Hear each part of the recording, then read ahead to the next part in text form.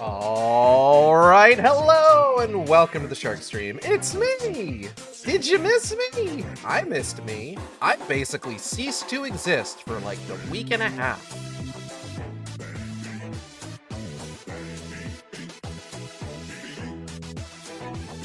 It is January 30th, a Friday, which means it's time for some Cronos the New Dawn. Hello, Kale. Hello, G-Man. No longer in my field of vision. Kale, we talk to each other, like, pretty, I don't know if regularly is the word I would use, but, like, commonly. I still popped into Zilla's streams. I was reasonably within your field of vision. I was an imposter. It's not how that works. I don't got no double running around. Well, okay, there is, like, a person on Blue Sky who I've seen pop up and whose username is Acidic Shark.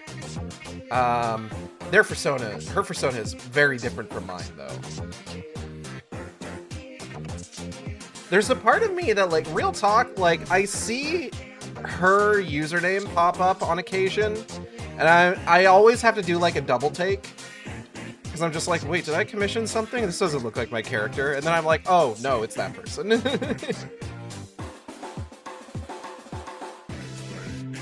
There's a part of me that just, like, one of these days, like, I feel like I need to reach out to them, just like, hey, do you want to get a joint commission of our personas doing the Spider-Man pointing meme?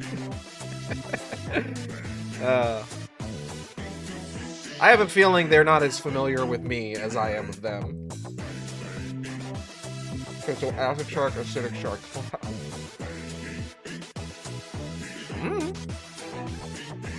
I'm eating a patty melt. Give me a second. So it's been a hot minute. I had to take a, where's the word I'm looking for? I had to take a bit of an unexpected hiatus. It turns out Natalie had family in town, and literally everyone in the house forgot that this family was going to be here.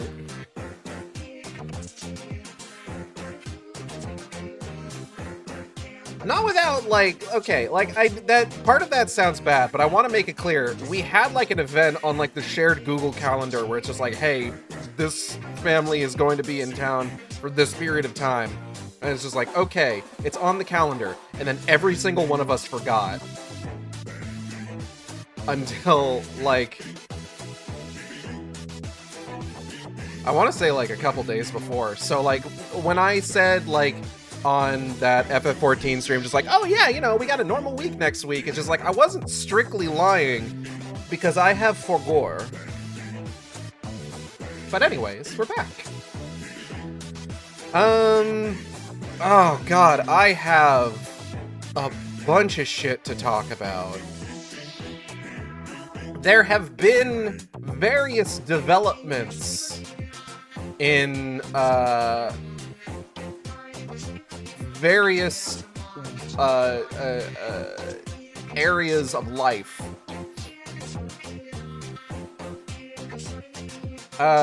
Let me see. I wrote down a bunch of stuff. What do we want to start with? Let's see here. Oh, here's something. Okay, so I was about to make a joke, but honestly, there's been so much that I have no idea where you're starting. So Ubisoft has canceled the Prince of Persia: Sands of Time remake.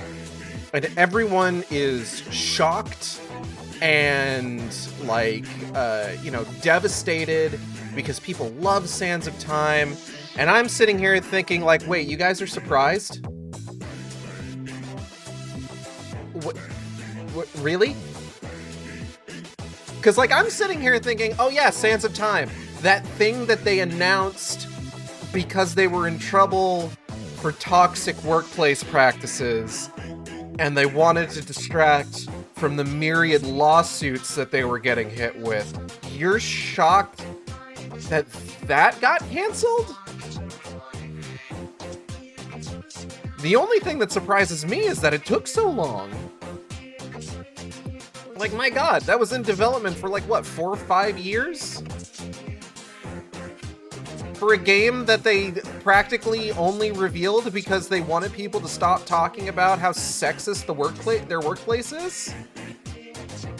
You're shocked that got canceled?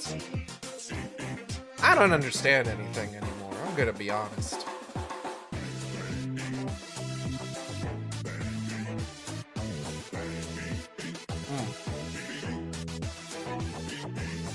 But yeah, no. You know, I'll freely admit, it sucks. You get something that you were waiting a long time for, and then like the developer closes down, it gets canceled.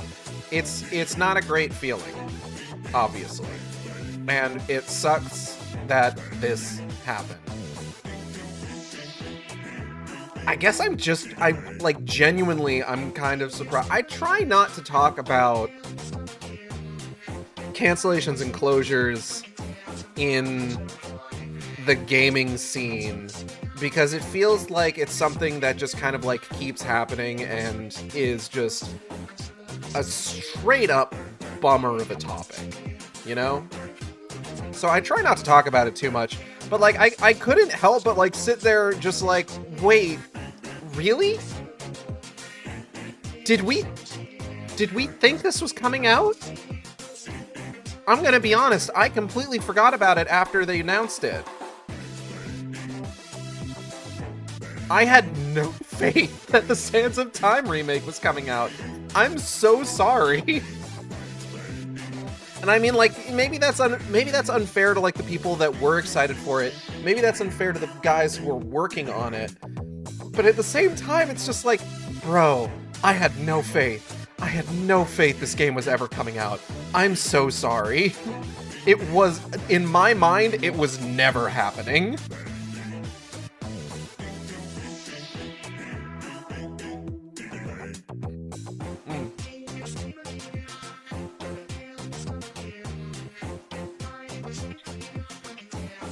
But that's that. You know?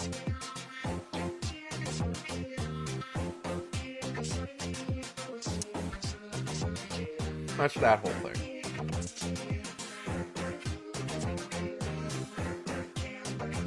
What else do I have to talk about? We don't have a whole lot of time before we gotta get started here. We got like 2 minutes, roughly. I guess if we're gonna go ahead and kind of like keep with the theme, Concept closed down. I'm gonna be real. I was surprised to learn that Concept was still open. Like, again, it's another one of those things where it's just like, I don't know, I'm not sure I can, like, process any other emotion other than shock, where it's just like, wait, you guys are still going? It sucks that, like, every time I see, like, Concept brought up, like, it has to be like, oh yeah, the Mighty Number 9 and Recore developer. And that feels unfair to Recore. I feel like. I played a little bit of Recore. I own Recore. I thought Recore was kind of fun, honestly. I didn't get very far into it. I want to one day. I have so many fucking games on my shelf I haven't actually finished. But, like, God, that's gotta sting being put next to fucking Mighty Number 9. Mighty Number 9, most people's first brush with, like, true Kickstarter disappointment, you know? Like, I feel like that's gonna be, like, its legacy, you know? This wildly successful runaway Kickstarter that made millions of dollars, and then the final product was just awful. And it completely destroyed the credibility and the public perception of Keiji Inafune. Like, oh man, what's the opposite of a Cinderella story? Because whatever it is, whatever that is, this is that. Oh man. Oh. The Book of Job. Look, I haven't seen the VeggieTales movie in a hot minute. No, wait, the VeggieTales movie was about Jonah. Did Job ever, like, get anything for his suffering? I don't know. It's a real Job story. Oh, man. He got everything back. Okay, I mean... Inafune didn't. Concept got shut down. Oh. Bing bang. Alright. I gotta find the right fucking controller here. Hold on.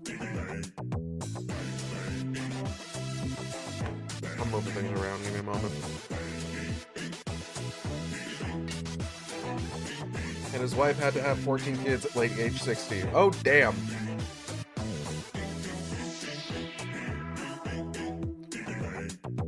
Honey, all our kids are dead. Let's get started making some more!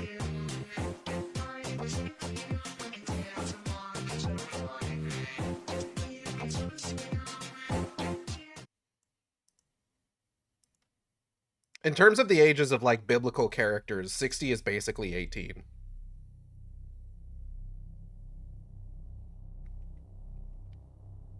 Like, God. Moses got to be how old? Wait. Noah. Noah got to be how old? I mean, like, the relative age of 60. Oh. So she was, like, 300. Moses was 120. I meant Noah. You know, of Ark fame.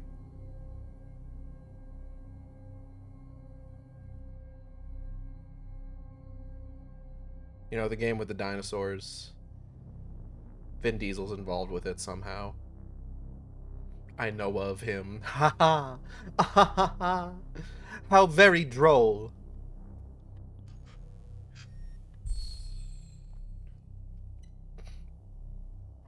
So now that we're getting back into Cronos, I happened to catch a fun new movie this past weekend.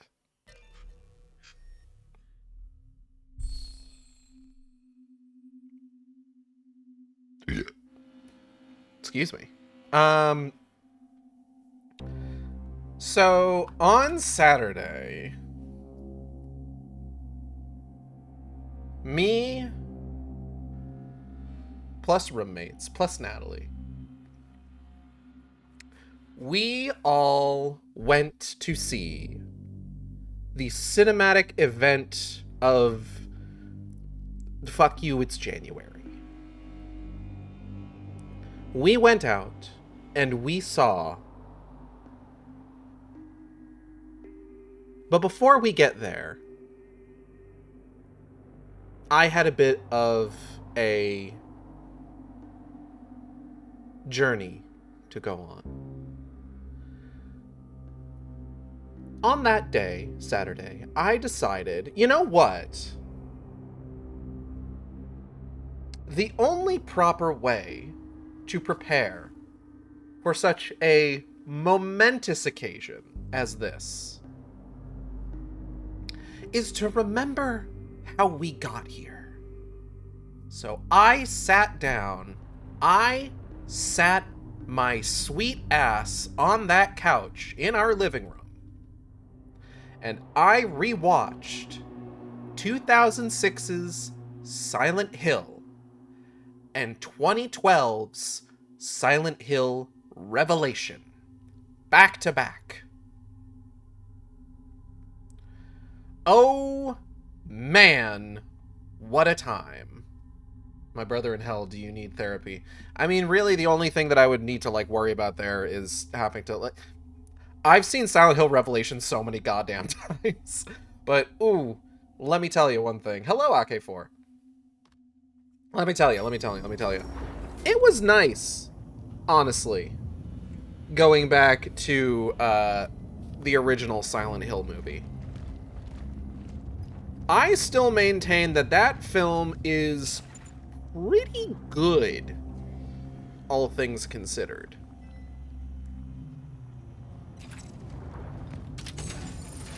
Like, it ain't the worst. There have definitely been worse... That's not what I wanted to do. Give me that back. There have definitely been worse video game films. I have seen worse video game films. I watched Monster Hunter. I don't even have any, like, affinity for the Monster Hunter series. So...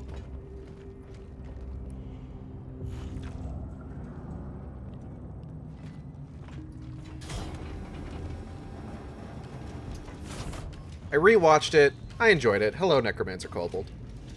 I still remember the gore in the first one. That stuff stuck with me. Honestly, watching Pyramid Head rip that woman's skin off in, like, one motion still goes pretty hard, if we're being honest. She sucked. It was fine.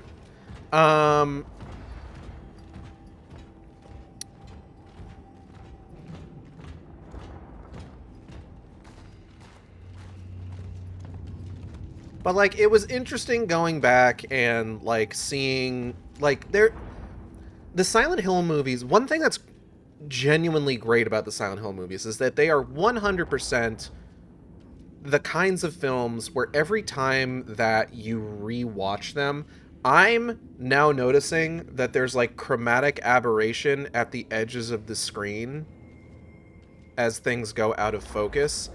It is maybe fucking me up a little bit.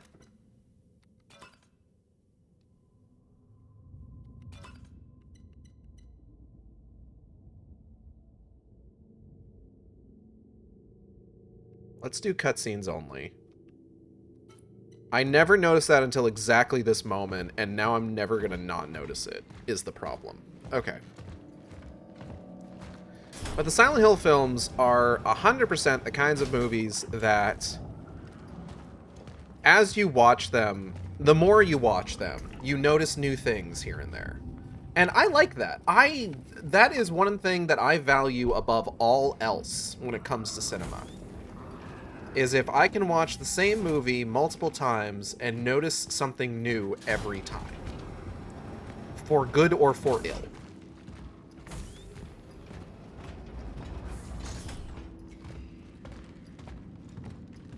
And it's not always like big things. Sometimes it's little things. And they're not always memorable things. Like, I definitely remember noticing things when I was watching it this time. In part because I was watching it with somebody who had not seen them before. Friend of the stream and roommate and housemate Austin. But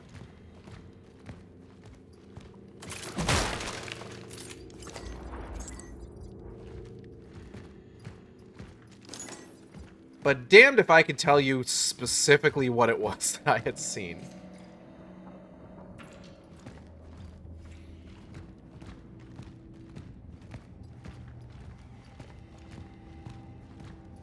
Alas, all based things must come to a cringe. And as we finished up 2006's Silent Hill, directed by Christoph Gans,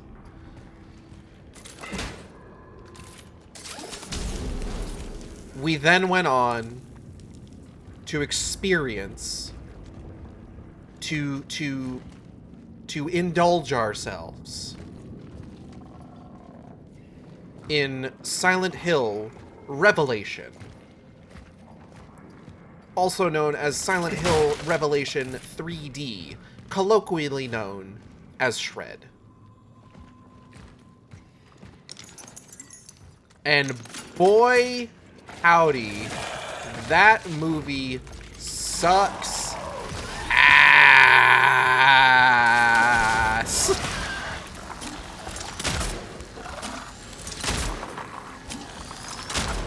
Oh, hold on.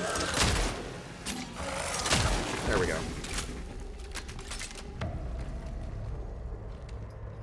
Like, you don't need me to tell you that. The movie's not good.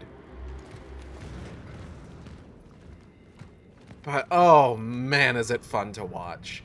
I had the opportunity to regale friend of the stream and housemate Austin, who was watching this one with me as well, of all of the behind-the-scenes information that I had known about prior to that movie's release.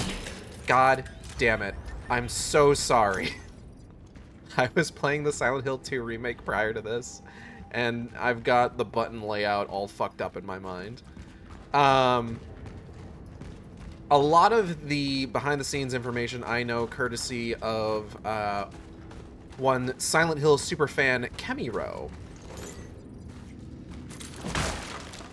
And her podcast, I think Voices in the Static is what it's called. She had done an interview with the stars of Silent Hill Revelation as well as the director prior to that movie coming out. And there's a lot of moments in that interview that are very, very funny after the fact. I will say the only problem with the first movie had are more philosophical in nature, like the dude being in the movie because they felt like they had too much estrogen, and the girl being the protag because Gans didn't think many men get scared. Yeah. It's kind of a fucked up Ouroboros of gender roles.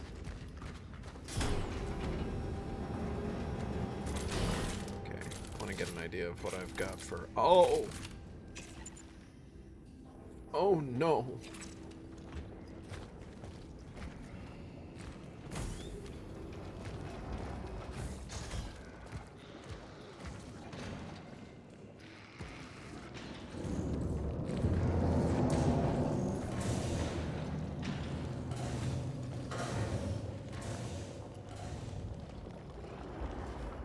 Yeah, big boy, huh? SpongeBob big boy pants, okay.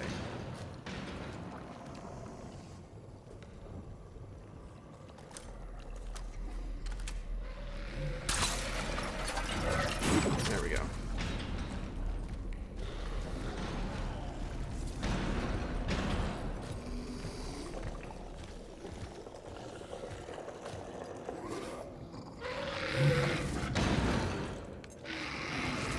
Maybe if I just let him go at it, he'll eventually cause enough head trauma that he'll just die.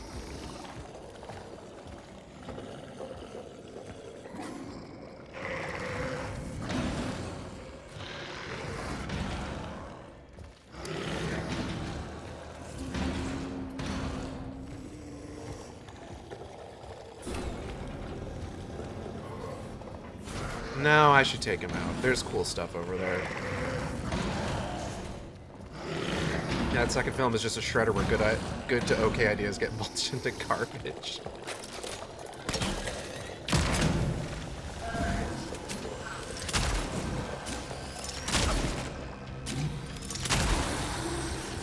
Hold on. Fuck!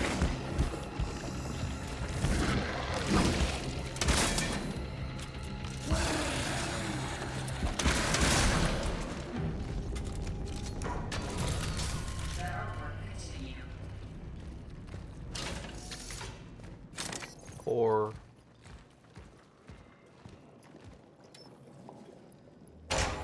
What kind of stood out to me on this particular watching of Silent Hill Revelation 3D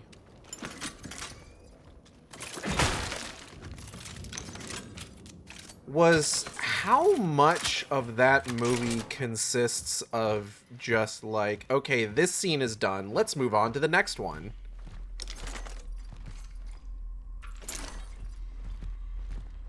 Just like, don't think, just keep moving. Perfect example, the mannequin monster. The mannequin... Okay, the fucked up mannequin spider is like one of the coolest fucking designs in that movie, and it's such a shame that it has to be in that movie.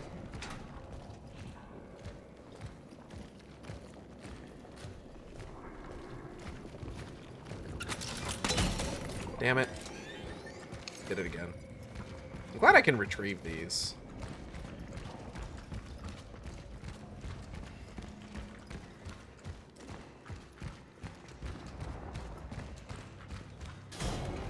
Let our work continue. Let our work continue. Let our work continue. Let our work continue.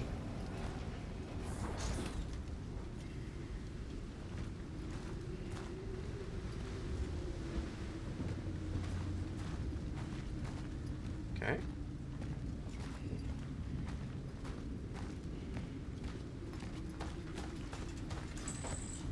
$729. Okay. Yeah, I'll get that in a second. Let me check here out first. Oh!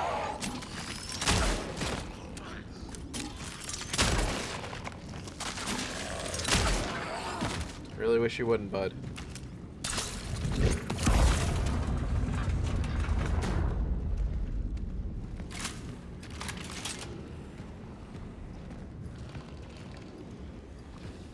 I might want to roll that back first, actually.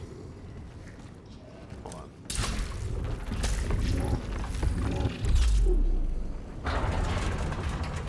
I'll look over there first.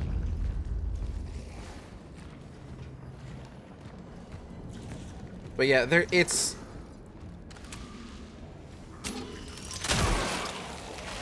Thought I wouldn't notice you, huh?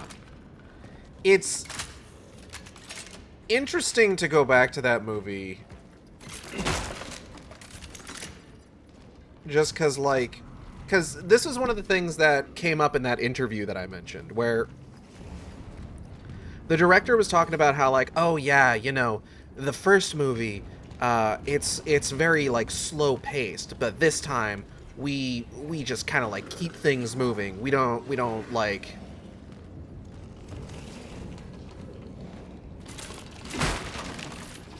Everything's moving at high speed, and it's just like, okay, cool, I guess.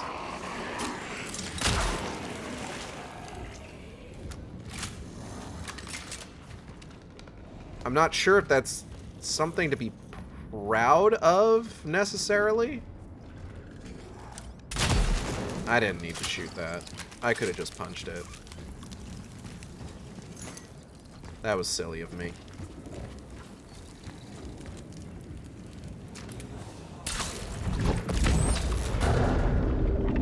Okay, real question, is the second movie better or worse than Ascension?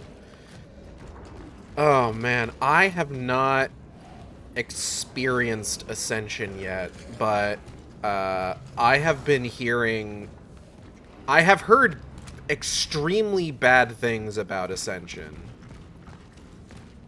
Like, me and a friend of the stream and housemate Ixao were talking about sort of like the general, like, consensus reaction to the movie event of the winter.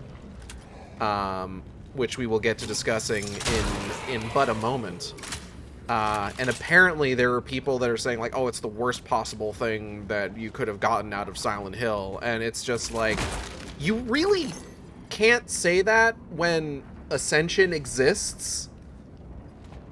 And he was talking about how, like, Wooly and Pat of Castle Super Beast have apparently gone on record saying that Ascension is worse than Omicron the Nomad Soul. Which, if you know anything about Omicron the Nomad Soul, should be a massive red flag. Just kind of like right out the gate. Because that is not the kind of thing that you say lightly. Hello, Zilla. Waiting for the Pyramid Head solo film where he finds love. That's kind of this movie? We'll get to it. Not in full spoilers, mind you, but we'll get to it.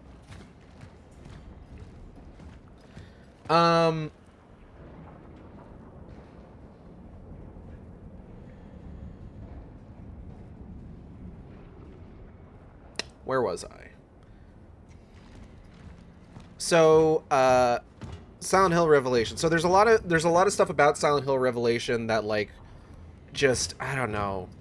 They thought they were cooking, and they pretty definitively were not. Like, I remember in that interview, the director was just like, "Oh yeah, you remember the high-heeled shoe? We put the high-heeled shoe in the movie for fans of the game to notice." And it's just like, okay, the high-heeled shoe that she finds in the amusement park. Right. Where did you put that?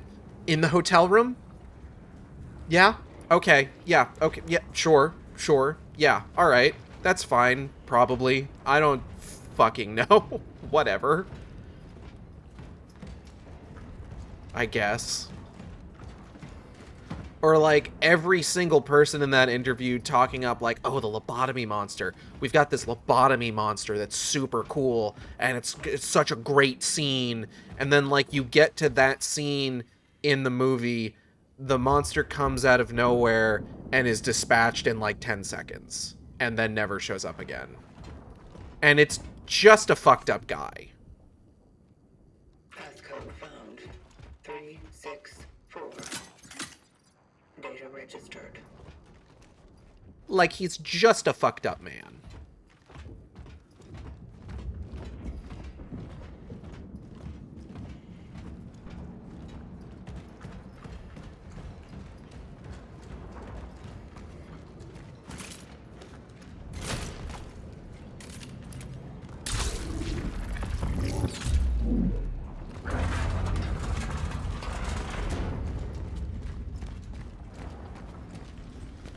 Like, really, it's really just that it's not an interesting design.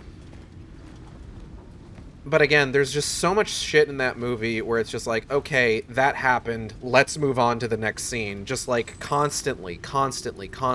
And it's not even so much that it's just like, it doesn't give the movie time to breathe or it doesn't give you time to breathe. It's just that things just kind of happen with like no rhyme or reason. Just a fucked up guy? Welcome to his twisted mind? Well, he doesn't have much of a twisted mind. That's why he's a lobotomy monster.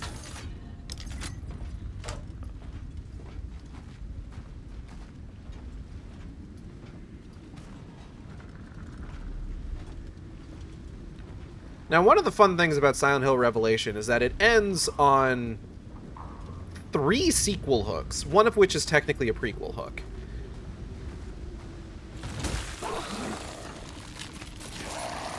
Oh.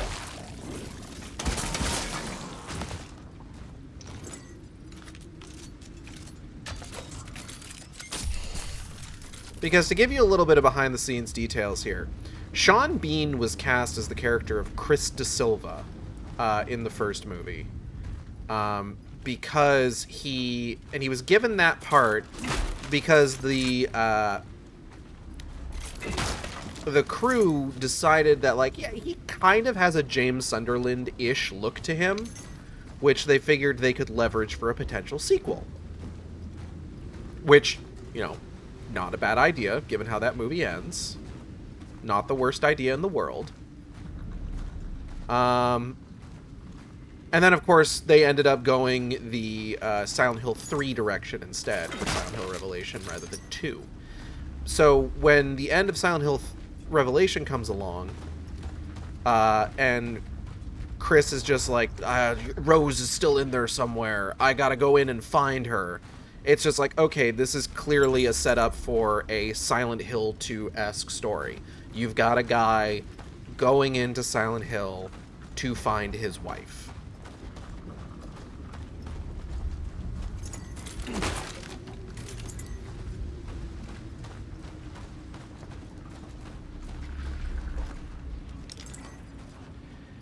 And then, of course, the next thing that happens is that we get Heather and Vincent walking along the road when suddenly what pops up, what appears in the distance. Hold on, I gotta... But a semi-truck.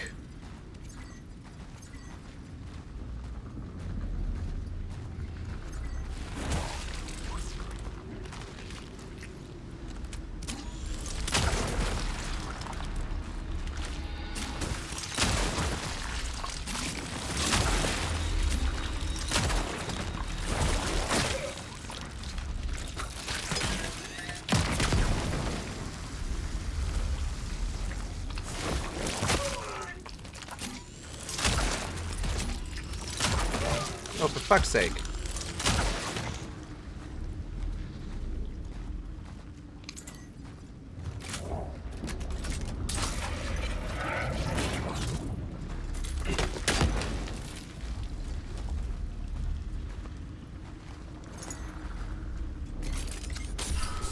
Now, fans of the Silent Hill series may, at this point in the movie, when they see the semi-truck, be like, oh, fucking come on, are you kidding me?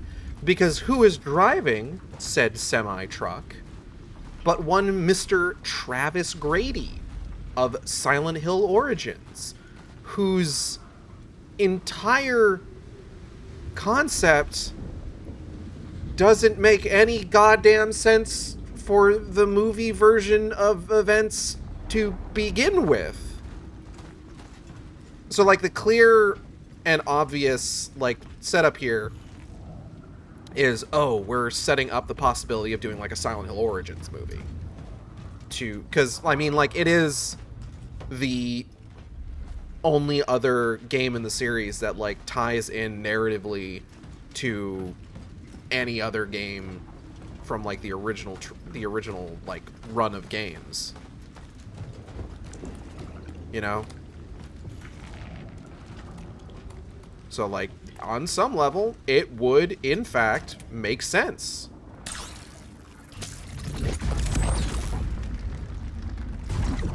To do some kind of Silent Hill Origin movie. Which, of course, never happened. Because Silent Hill Revelations sucked ass. But, oh, we're not done.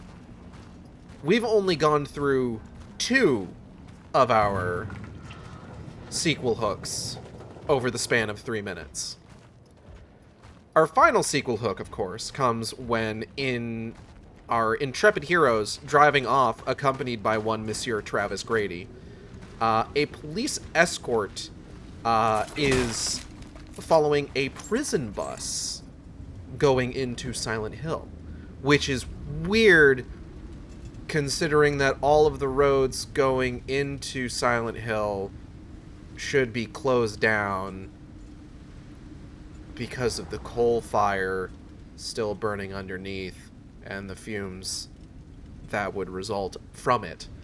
And as the prison bus enters Silent Hill, ash begins to fall, and the fog rolls in. And pretty clearly, this is supposed to be about Murphy Pendleton, whose game had just come out that year, because he's a prisoner who ends up in Silent Hill.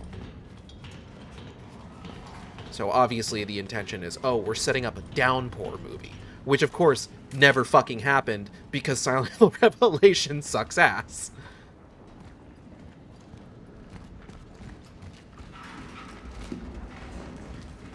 Now, Silent Hill Revelation came out in 2012, which was intended to be like this resurgent year for the Silent Hill series.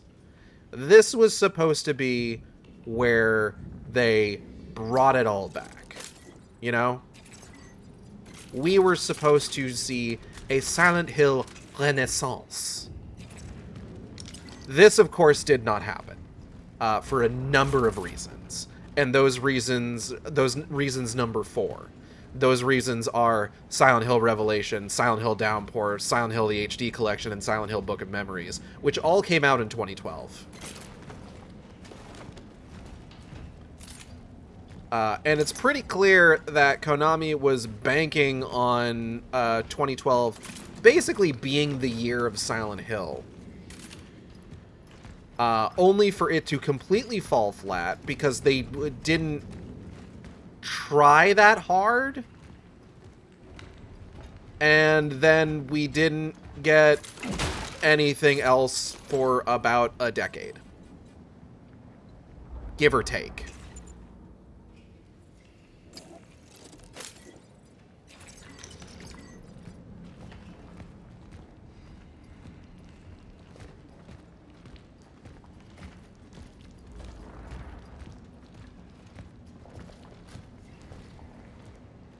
I gotta tell you, it's really good that, like, the Silent Hill games we've gotten so far have been, like, solid experiences, because, oh man, if they were banking on, like, literally every facet of their, like, current, like, media blitz, boy howdy.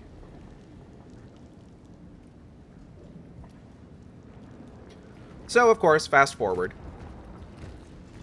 And Konami's just like, hey, we want to get back into Silent Hill. We want to start doing Silent Hill stuff again. We're sorry.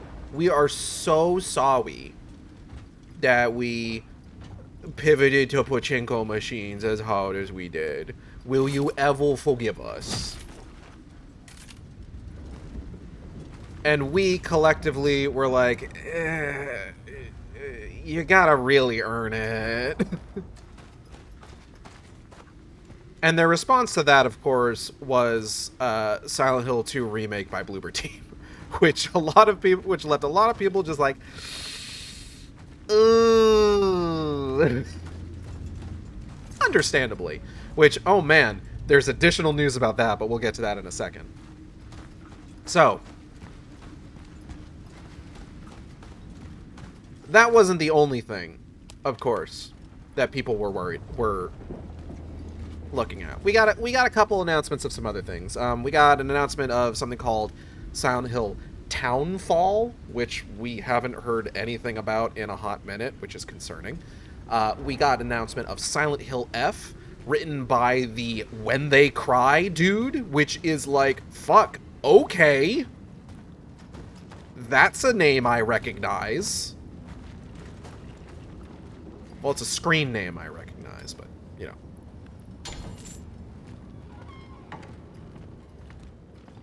Veronica, once again, I've got to say, I'm very proud of you.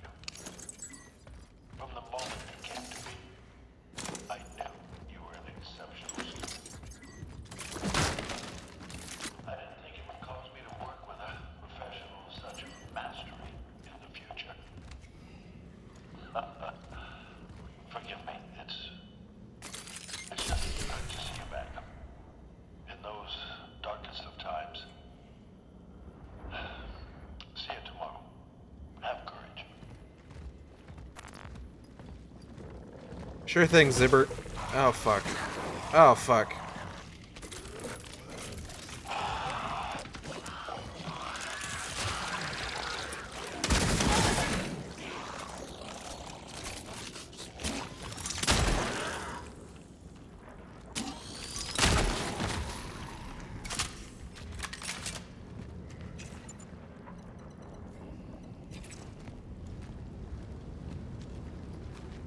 So, where does that leave us? So, we also got Silent Hill Ascension, which nobody fucking knew what that was even supposed to be.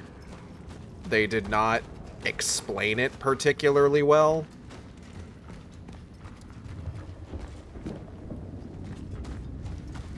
But also,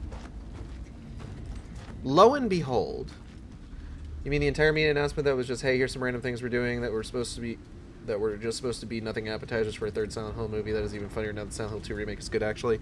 I wouldn't say that they were supposed to be appetizers for the movie. Oh. The Kibby. I will find you, Kibby.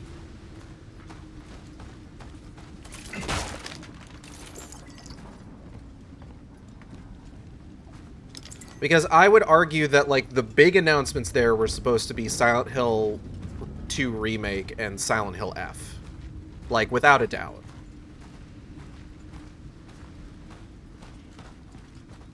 But they were like, oh, by the way, we're making another movie. It's called Return to Silent Hill. It's based on Silent Hill 2. And Christoph Gans is coming back to direct. And it's like, oh, fuck. Okay.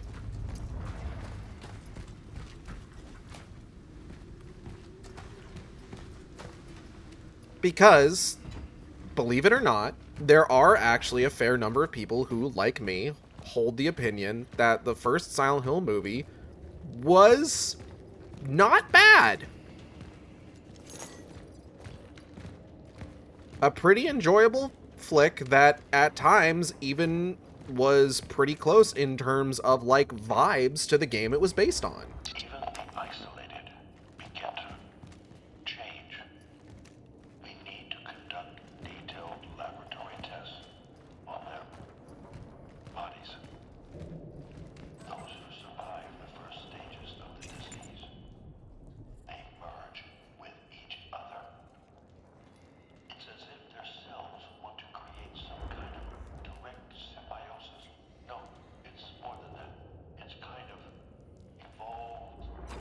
fewer people in this scenario. I'm not the only person who thinks that. biological being all beings. Science knows of such cases. But amongst mosses, fungi, not humans. More people than just me think that. But of course, there were just as many people that were skeptical because, of course, like, even considering the fact that, like, generally speaking, there's a fair number of people that do view the first movie as directed by Christoph Gans pretty favorably. It was still, at times, some goof-ass shit that perhaps was not the greatest film in the universe.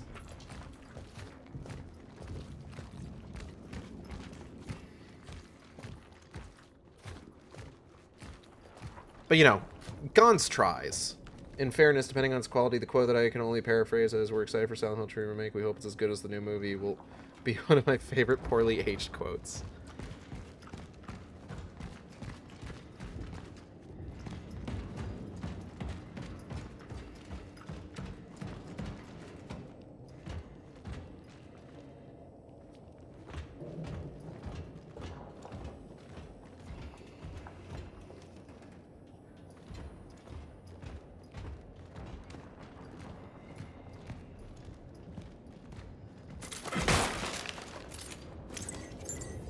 Kind of glad that all I'm getting is energy right now, considering I don't have room for anything. I have never encountered anything like this before. I'm just gonna wander away from this one. I don't care. Seems so strange that it even escapes standard classification. Oh, All the information it keeps going even if I wander away from it. That's neat. analysis I never realized that. to indicate that it is a virus, but it doesn't act like one at all. We don't know how it transmits. Oh, cool. We don't know how it mutates. It's as if it came from a world with different biological laws. Or was brought rather. He must be the answer. This is actually exactly what I needed. Alright,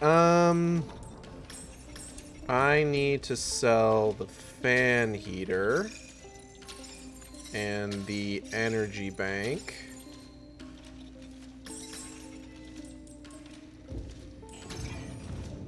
I think I've got 2 cores on deck.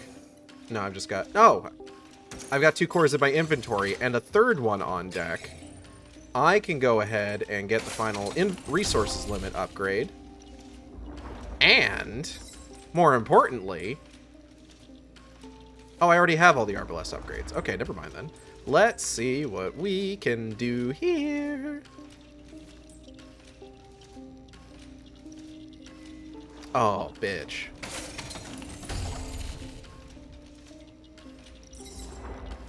Arbalest ammo, Arbalest ammo. We can start using cores for Arbalest ammo, yes. Now that we have gotten all of those.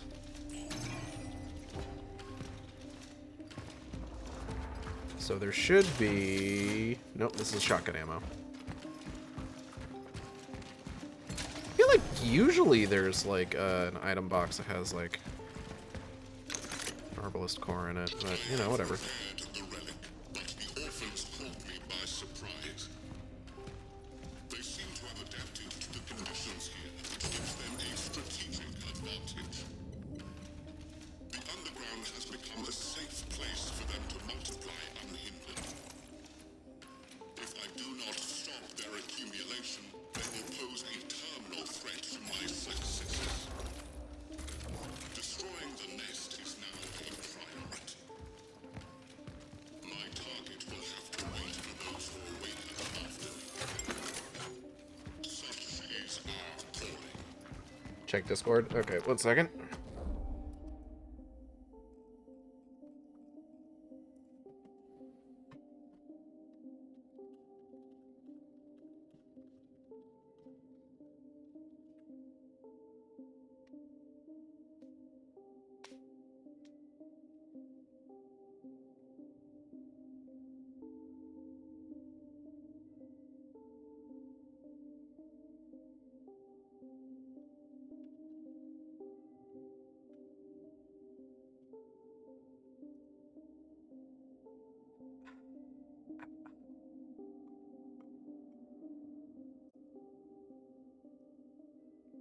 Okay.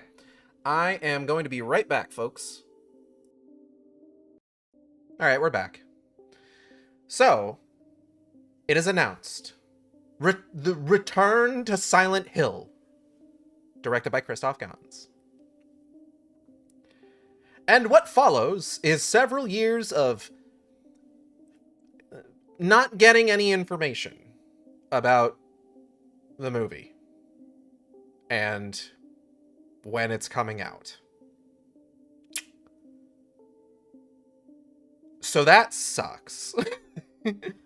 And what kind of becomes obvious here, so we're still an hour into the stream and we're still building up to Return to Silent Hill. So it kind of becomes obvious here, so, excuse me. Silent Hill 2006, the first movie, was distributed by TriStar, which is a Sony Pictures company. Evidently, they didn't want to fucking touch the sequel because Silent Hill Revelation was distributed by Universal. And Universal was super into the idea of distributing it, so much so that their Halloween Horror Nights event that year was Silent Hill themed. You had people dressed up as nurses, you had a dude dressed as Pyramid Head, etc., so on and so forth.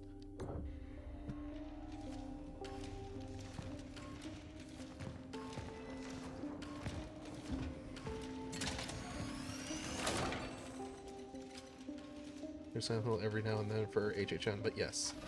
But that was the first year that they did it. Important to remember.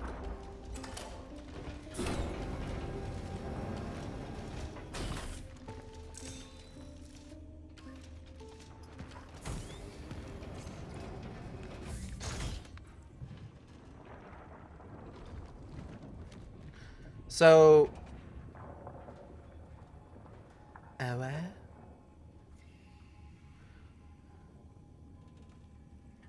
years pass, and eventually we are treated to several short teasers for Return to Silent Hill, directed by Christoph Gans. And eventually we get the news. It will be released in January of 2026, which is weird because by all accounts, it seems like the movie's probably done. Why are we waiting that long? But you know, whatever. It is being distributed by Cineverse and Bloody Disgusting. And oh my god, if you were in the theater sitting through the names of every single goddamn production company, finance company, distribution company that was somehow involved in the creation of this movie, swear to fucking God, goes on for a full goddamn minute. Like, it's kind of like, you get like 2 or 3, like, because you get like Davis Films, because Davis Films are the ones that like make the damn thing. You get Davis Films, you get Cineverse, you get Bloody Disgusting, and then you just get like fucking just typeface font, company name, financier, company name, financier, and it's just like, is the movie gonna fucking start? Like, why are we just sitting here waiting? So I saw Return to Silent Hill on Saturday. Oh man. But it's definitely one of those things where, like, I'm watching this and I'm getting the sense that, like, nobody wanted to touch this thing, and they were just in the process of scraping the bottom of as many barrels as they could get their hands on.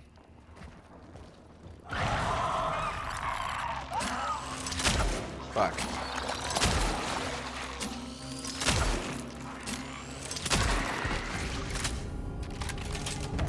Like, that's the vibe that just, like, just the opening of the movie kind of gave me.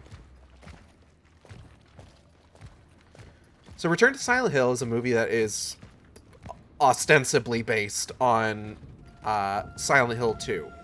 And it takes some liberties, let's say. There's a couple notable things. Mary Shepard Sunderland's name is now Mary Crane. They're not married. She's James's girlfriend. James is an artist and not like a clerk or something. I forget what he's actually supposed to be in Silent Hill 2. And there's just like, there's a slew of other things. They work the cult into the movie, which I wasn't a huge fan of, honestly. They play pretty fast and loose with like the actual like narrative that they're telling and like the actual events of the game. The actual structure of the movie is pretty on point, all things considered, in terms of just like, okay, he walks through the woods into Silent Hill, he meets Angela in the cemetery, we get to Woodside Apartments, he meets Angela and Eddie in Woodside Apartments, Laura is there, he gets out of Woodside Apartments, he goes to the lake, he meets Maria, he gets to the hospital, so on and so forth, Pyramid Head appears, and you know, there's a lot of like notable like Silent Hill 2 imagery present. You know, you've got the mods, you've got the piston room. They managed to get the piston room in there, which, sure. And I'm watching this, and quite frankly, I'm having a good time. It's a bad movie. It's a bad movie, and it does, on a few different levels, kind of misrepresent the story that it is trying to adapt. But it caused me to question. When I was trying to think of the things that I didn't like about it, it did kind of cause me to question a few things about, like, the reasons I didn't like them.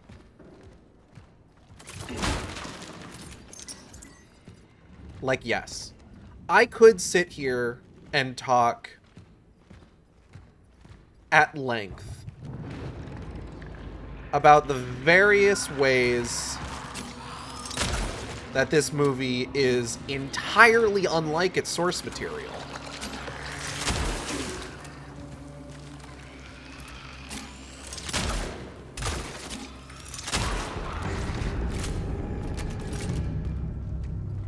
Like, it's not a short list. It is actually a list that is quite robust, let's say.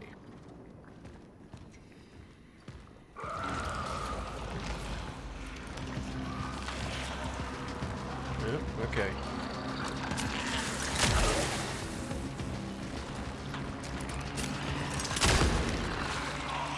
I didn't even know there was an explosive there, I'm gonna be honest.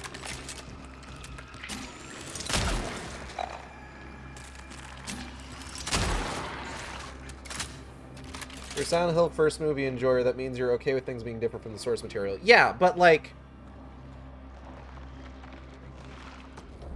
Silent Hill 2006 still kind of like generally followed like the structure and like the idea of Silent Hill of like a parent searching for their lost child, and just kind of like that parent's love for the child despite the fact that the child is, you know, not their own child. They love their child like their own, like their flesh and blood. You know, blood of the covenant, water of the womb, that sort of thing.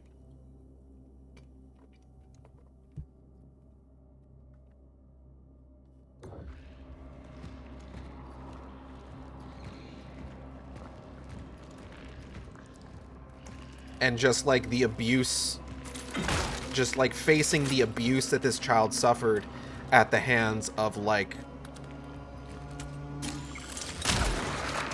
trusted authority figures, you know?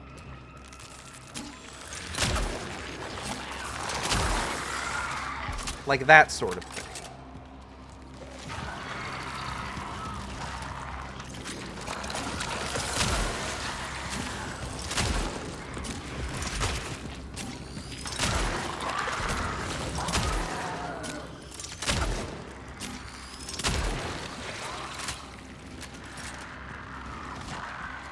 God, I forgot how many of you guys there are.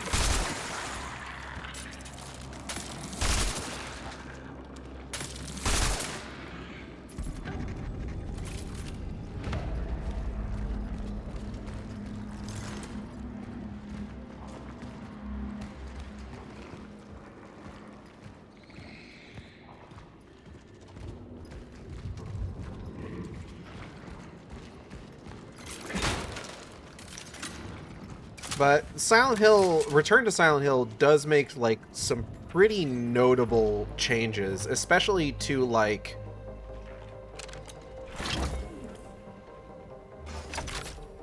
the themes and the characterization and character motivations, etc., just by, like, the changes that it makes as an adaptation.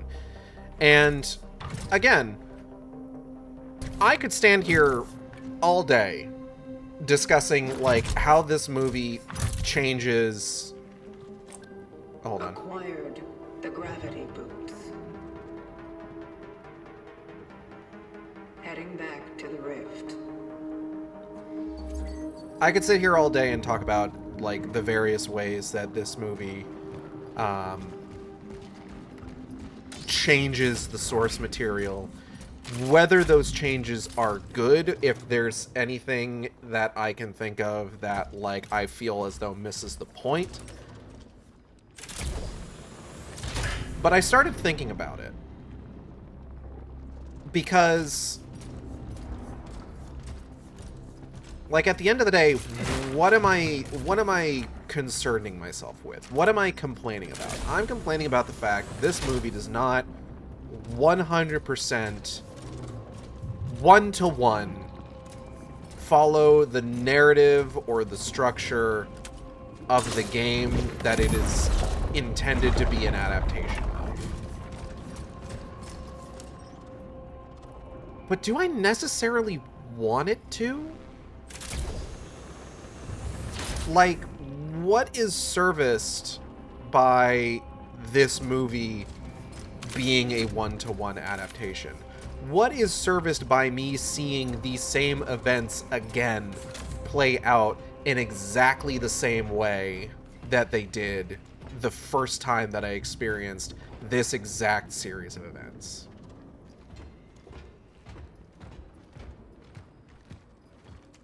I don't want the movie to be a one-to-one adaptation. Like, I feel like that's the strength of the first movie, that it's not the one-to-one. Yeah. It is admittedly part of a weakness of the third movie. And I feel like there's... I don't want to say...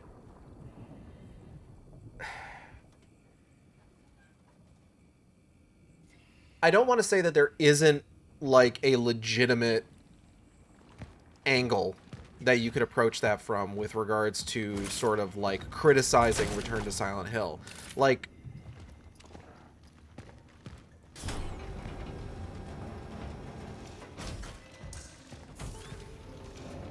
yes, I don't think that whether or not this movie is a one-to-one adaptation is the most important thing about it. I think that there are far more interesting discussions that we could have about the quality of this film and its place in sort of like the pantheon of the Silent Hill media. Hello, Venom Lad. Without talking about how, like, oh, it didn't follow the story of the game one-to-one.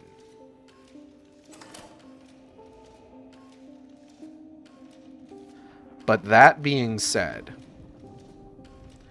I feel like Silent Hill 2 has, like, a very clear sort of mission statement on the kind of like narrative that it's trying to tell with regards to, like, the relationship of the characters to each other and the kind of person that James is, the kind of person that Mary was, etc., etc., etc. And to that end,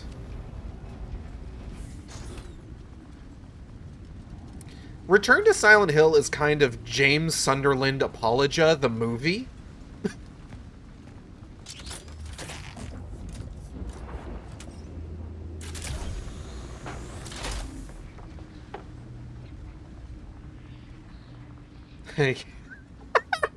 Don't fucking say that.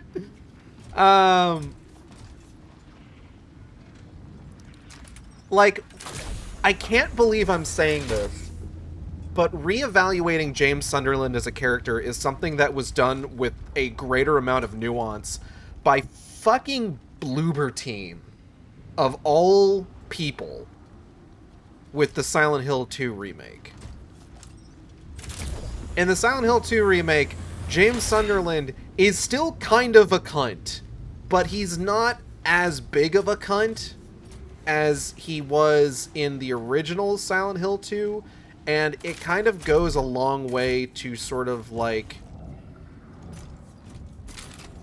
taking a moment to, like, really think about, like, who James is and why he made the decisions he did, you know?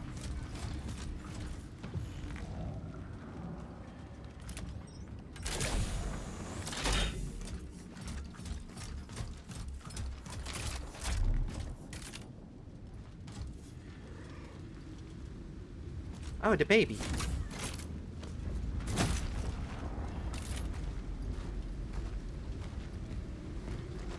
I'll have a but we gotta get this baby. Hello. Sweet baby. Hello. Hey, why does Laura have a flesh doll? Fuck if I know. Leave. This place is highly perilous. Even for you. We will soon need a bigger camp room. That reminds me. You may notice we have a new donation goal. The cats went in for their rabies vaccination recently. And when they did, we had to... Hello, 12th Moon. Welcome. When we brought the cats in for their rabies vaccination, we also had them take a look at Mitty because she was dealing with, like, a lot of scabs on, like, her face and everywhere. And what ended up happening is we ended up finding out she had a bit of an infection building up. And may be allergic to something. We're not sure what. We haven't done an allergy screening yet. They wanted to wait till she was better before doing so. But, whoo boy, Spency. I was able to go ahead and cover it with a credit card. So I am taking donations from folks that want to help with regards to the bill that we racked up as a result of that. So you can click the donation link just below the stream if you want to go ahead and, you know, give us a hand. I'd appreciate it. Mitty is doing much better now. For anybody who is concerned about her health. She was a little grumpy with us for a little bit because she had to wear the big plush donut medical collar.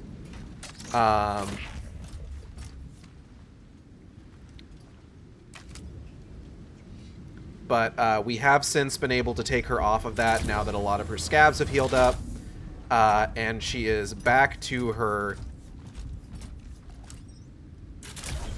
goofy, kinda dumb self. Fuck my life.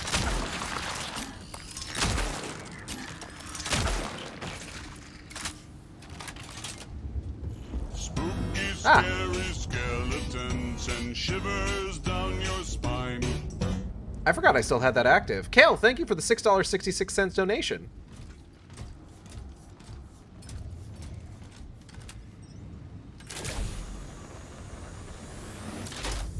Our vet has been saying allergies have been pretty bad for pets lately, which is unfortunate. That also means you have the other one still active. Oh yeah, the one for $666. What a fucking moment that was. Goddamn.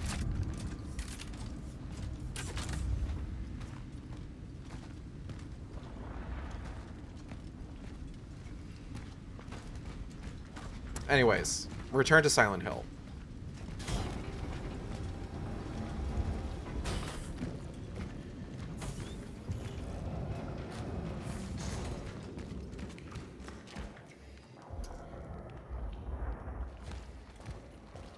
Return to Silent Hill. So, like I said, the Silent Hill 2 remake that Bloober Team put out had a much more nuanced read of James Sunderland, which is wild to think about considering it's Bloober Team. But ultimately, like, he still... I have to stream tonight, and that's where I'll return if my migrate goes away. Wishing you the best on your migraine. Did I say migrate? Jesus. Time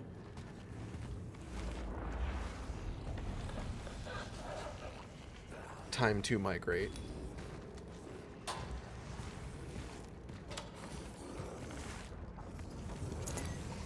Without getting into too much detail about, like, the specifics of the plot so that, like, anybody who wants to see it can go see it, which, like, you know, I would recommend it. I had a fun time. The movie basically absolves James of his actions with its setup. It's really weird. Like, not even, like, the Silent Hill 2 remake deigned to go that far. Like, the Silent Hill 2 remakes is still just like, yeah, no, James did this for dirtbag bastard reasons, essentially.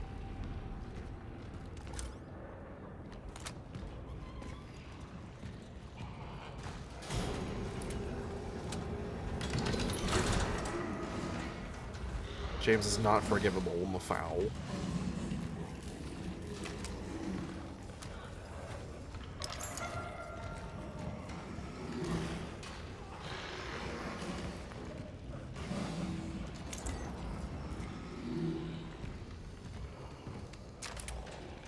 But, like, the movie, like, it's not even just that, like...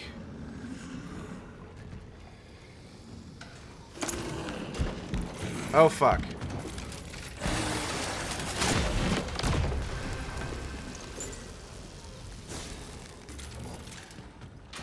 Are you guys mad at me? No? Okay, cool. Remember in Silent Hill 2 where Mary looked at the camera on VH and said, James, your meat is so huge, make sure you hold the pillow real tight. I left you a life insurance policy. Jesus Christ.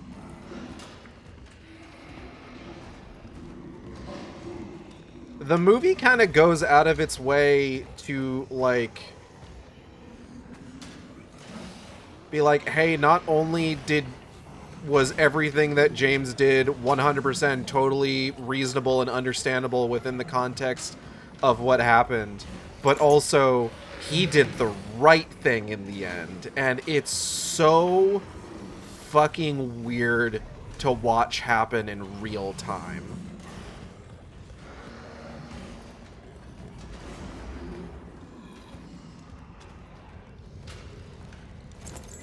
James did nothing wrong ass propaganda. Yeah, basically.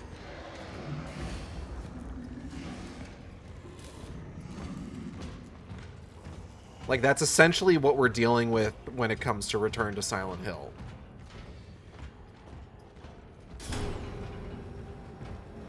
And, I don't know, like, I know I was just saying, like, an adaptation does not need to be one-to-one. But at the same time, Silent Hill 2 has such, like the twist in Silent Hill 2 is as visceral as it is, in part because what James does is so shocking.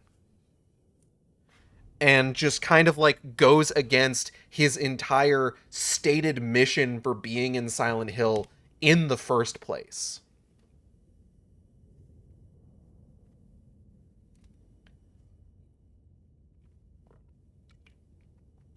So it feels really weird where it's just like, even like,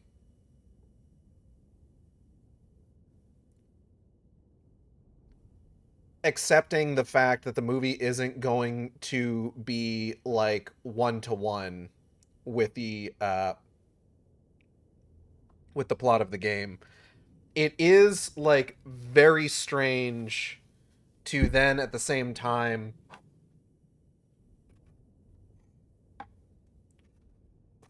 give us a version of the narrative where James is justified 100% in his actions.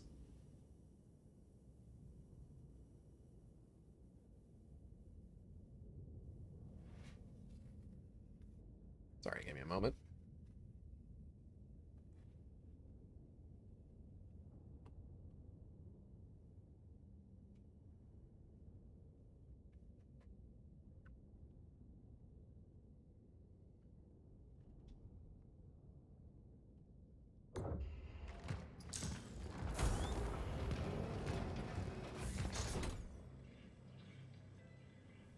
I love how I said Han. They got sent to ads.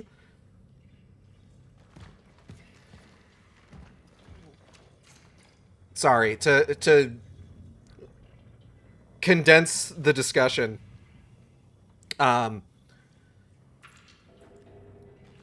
Basically, the adaptation doesn't have to be one-to-one, but it is still strange to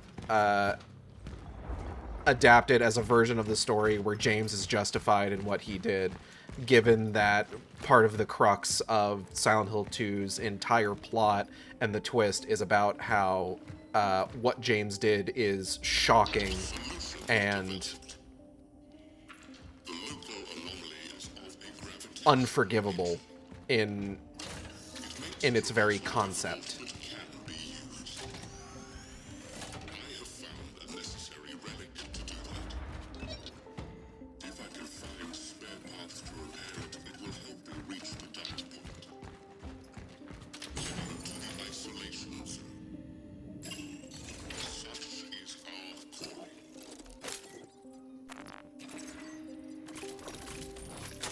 Kills me about James, haha, is she was already on her way out. He just had to wait.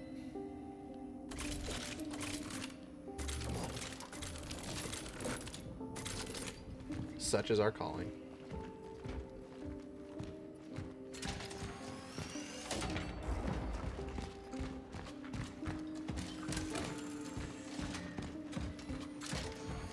I can finally start making arbalest bolts.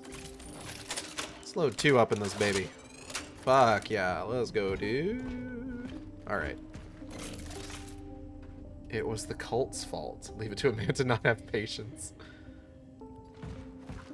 That was the other thing, was that tying it into the cult is super weird. Why does the cult need to be here?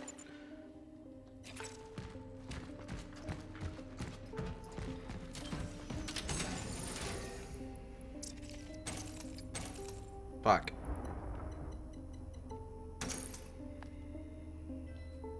As a man, I have patience. James is just a dick.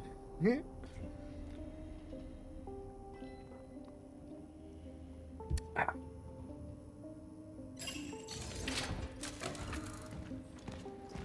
James isn't just a guy.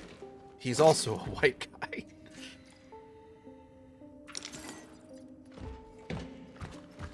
Steelworks master key.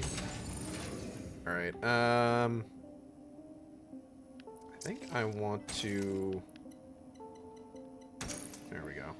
Oh, and I need to sell the camera. Hold on. Not this one. This one.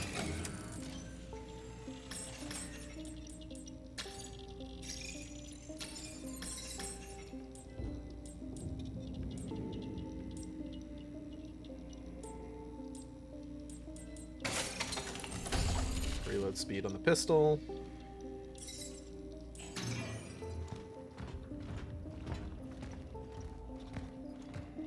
But again, like,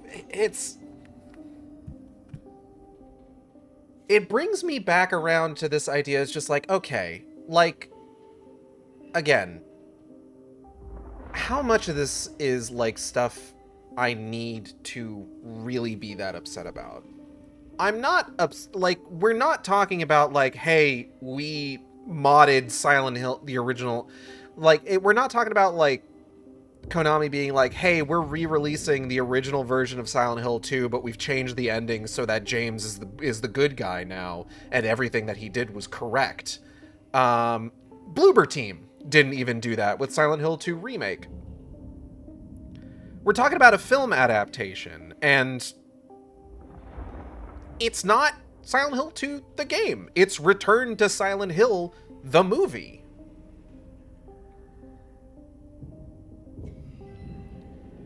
And I was talking about this, like...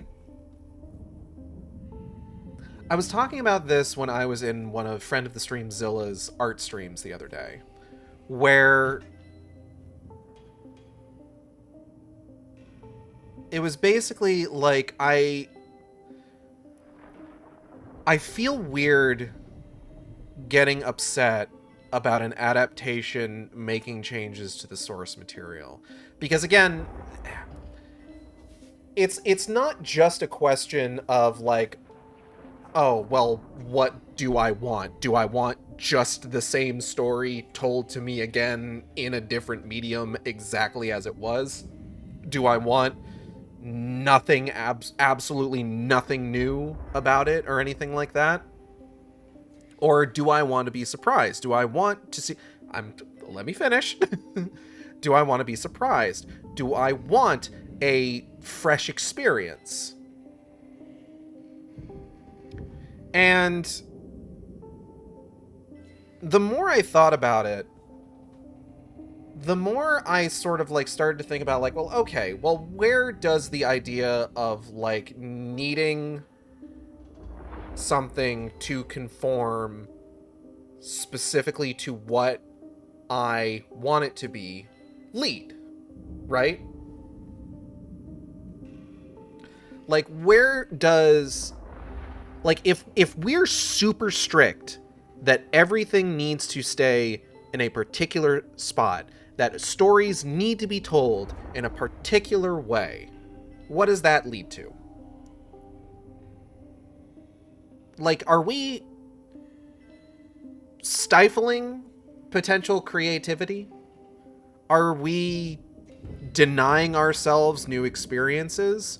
Are we setting ourselves down the path of cinematic universes and expanded material that all need to be chokeholded as, or like held in a chokehold by canon with barely any room to breathe, save for what little unexplored corners of the narrative have not yet been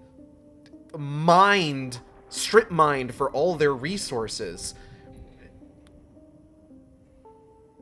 If I was to sit here and say Return to Silent Hill sucked because it didn't follow the story of Silent Hill 2 exactly to the letter, up to and including its treatment of the characters of James and Maria within the context of the narrative, what are the dominoes that fall after that that lead us to the current Disney Star Wars expanded universe? And how many of those dominoes involve CinemaSins videos? You know what I mean? Like, I'm not trying to say that, like, everybody who complains about, like, the movie... That was a hell of an ADHD sentence, but I get you. I'm not trying to say that anybody who complains about the movie not following or making changes to the canon is the same kind of person who is, like, talking about how, like, such and such contradicts X, Y, and Z established in a previous movie or whatever, because it's reductive, you know? But at the same time, it's just like, if I step back and I fucking, like, cross my eyes and the Matrix falls apart in front of me, there is a path that I can see where constantly being like, this thing needs to conform to the exact specifics of the story it was set out to adapt, or else it is bad,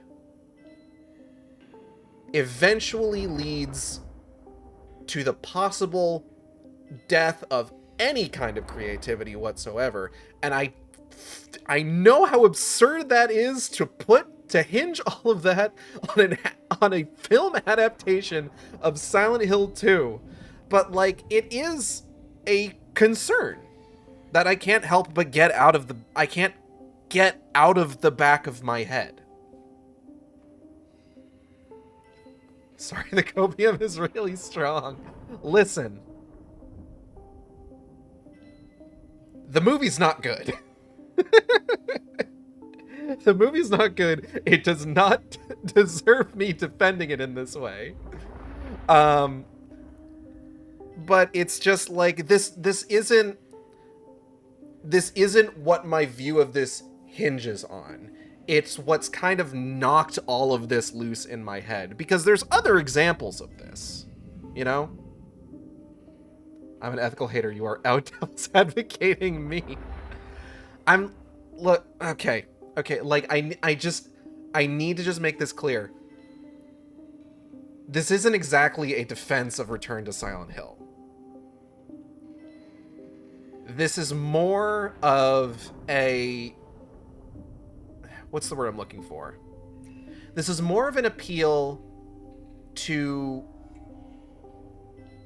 approach an adaptation of something on its own merits rather than its merits as an adaptation, necessarily, if that makes sense.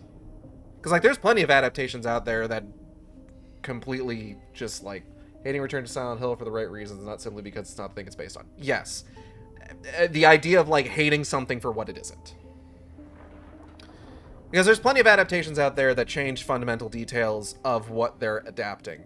The Lord of the Rings trilogy is one of the most beloved movie trilogies of all time, and anybody who has read the books can tell you that there are huge swaths of that narrative that are altered for the films.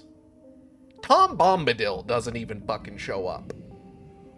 That elf guy that died at Helm's Deep wasn't even supposed to be there. Helm's Deep isn't even supposed to be where it is in the narrative. Because Helm's Deep takes place like halfway through Return to Two Towers. It's not the... Return to Two Towers? Helm's Deep does not happen at the climax of the Two Towers. It takes place halfway through. Roughly. As I understand it. I haven't read the book myself.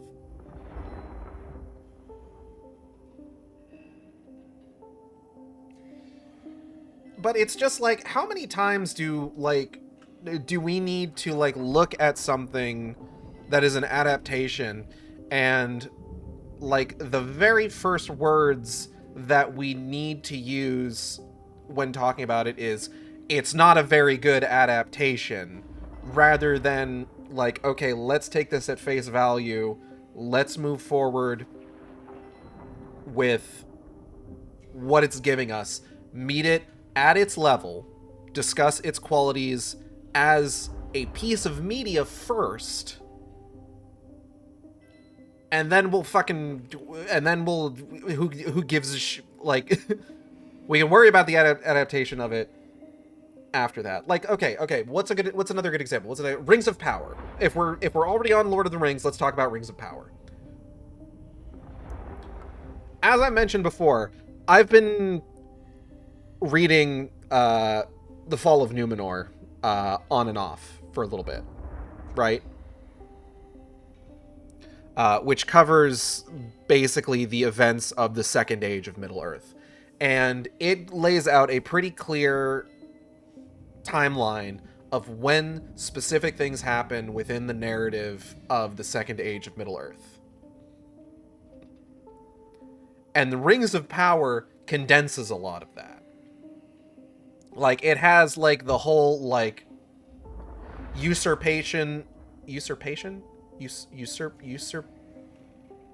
Ar-Pharazôn's off doing Ar-Pharazôn shit in Numenor, at the same time that, like, orcs are laying siege to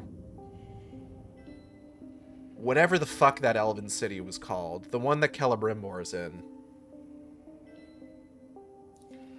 while Sauron is fucking with Celebrimbor's head. These events don't actually happen at the same time. They're separated by hundreds of years. But that's not really the issue with Rings of Power. You know? One of the scenes in Season 2 of Rings of Power that stuck out to me in, like, a big way was there is a moment during the siege. I have to fucking look this up because I'm gonna need to fucking keep talking about this. I'm gonna need to keep fucking talking about this city. And if I can't, like, actually call it what it's called, where did Celebrimbor live? Eregion. Fuck. Eregion. Excuse me. I gotta fucking hit the R right. So, Orc Daddy, the daddy of all orcs, is out here laying siege to Eregion because he's really upset that Sauron is in there, and he wants to kill Sauron to free the orcs from Sauron's legacy, etc., etc., etc. And there's several things happening during this where he's just like, it's clear that his desire to kill Sauron is overriding the care that he has for the orcs under his command, because up until this point he has shown nothing but, like, sympathy and appreciation for the orcs that he feels that he is the direct parent of. And there's so many moments here where it's just like he doesn't give a shit about them. It's all about killing Sauron. And then, for some fucking reason, he pulls out this troll who gets, like, an entire theme. And I remember the Rings of Power, like, social media hyping this guy up when this episode was coming out. And he lumbers across the battlefield. He's stepping on all the orcs. He's knocking them aside. And then he gets taken down by an elf in, like, 5 minutes. Give or take. He's not on screen very long. He's a very expensive special effect. And then the battle continues as normal. It's a really weird moment that didn't really have an effect on anything. Like, it seems like the intended effect was, okay, we need to show that Orc Daddy is playing fast and loose with the lives of the men and women under his command. Okay. We've already done that at this point. We did not need giant fuck-off troll lumbering across the battlefield, big steppy on all the orcs, to show that Daddy Orc is not in his right mind. So this is what I'm talking about, where it's just like, is this a good adaptation? It takes a lot of liberties. But whether or not it's a good adaptation, it's not really the most important thing here. The most important thing here is that we have a huge fuck-off troll that doesn't really have any sort of effect on the battle and just kind of shows up to make a point that was already fucking made. Alternatively, we can look at the Halo TV series, which is also not a good adaptation, but has so many more problems other than that. But, like, that's what I'm getting at, you know?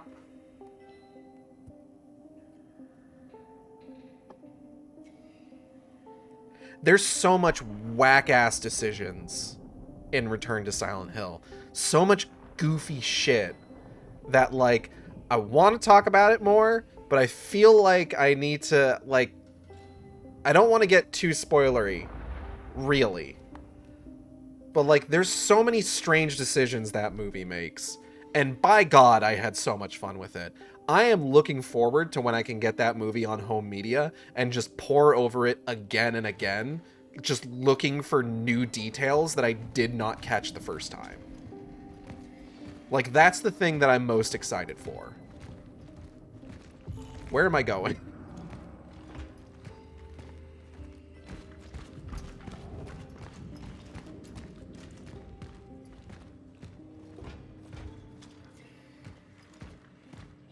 Also, Tom Bombadil is in Rings of Power.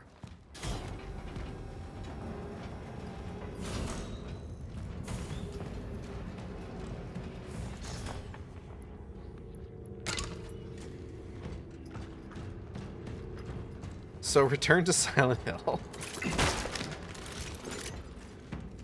I feel like I brought that around pretty good, actually. I don't feel like I need to talk about it anymore. I'm a big fuck off troll. Look at my big fuck off troll cheeks. Yeah, that's basically what happened there, and then he died.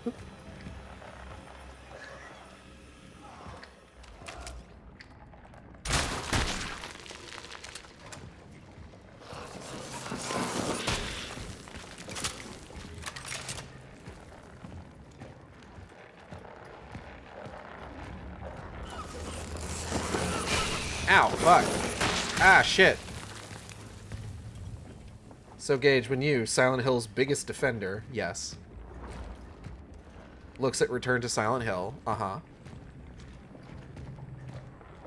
moral of the story, go watch Iron Lung by Markiplier instead. In the context of Return to Silent Hill, and not Silent Hill 2,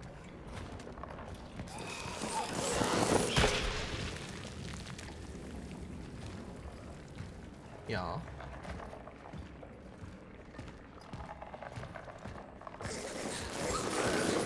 Why's Laura got a fucking zombie doll? I don't fucking know! I genuinely don't know! It is one of the things that is just like, just kind of, like, why does she have a doll made of weird flesh? I'm sure there's some kind of symbolism for it, but by God, I have not figured it out yet. It is a mystery to me. Women can't have hobbies, I guess.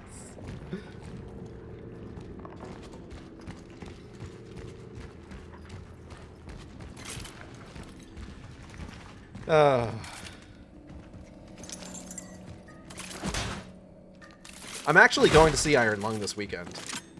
I'm really excited for it.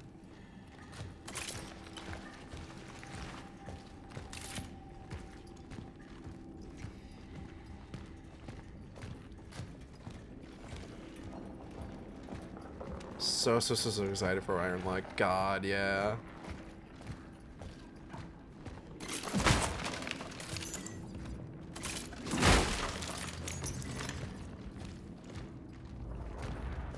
I'm gonna wait till my partner is here with me so we can see it together. Nice!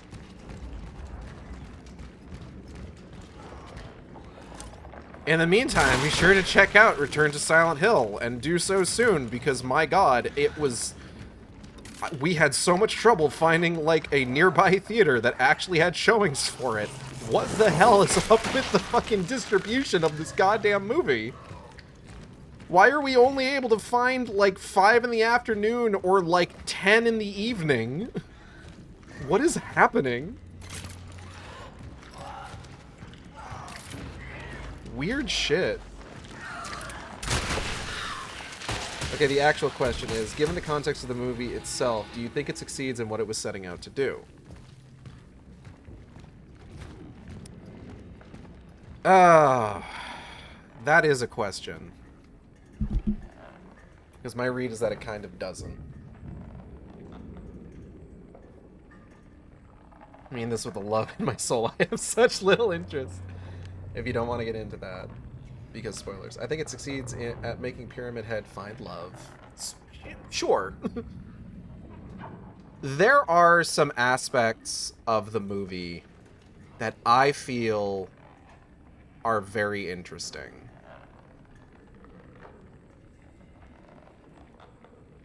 But also, no. I don't think it succeeds. Because the midpoint twist is so weak. Like...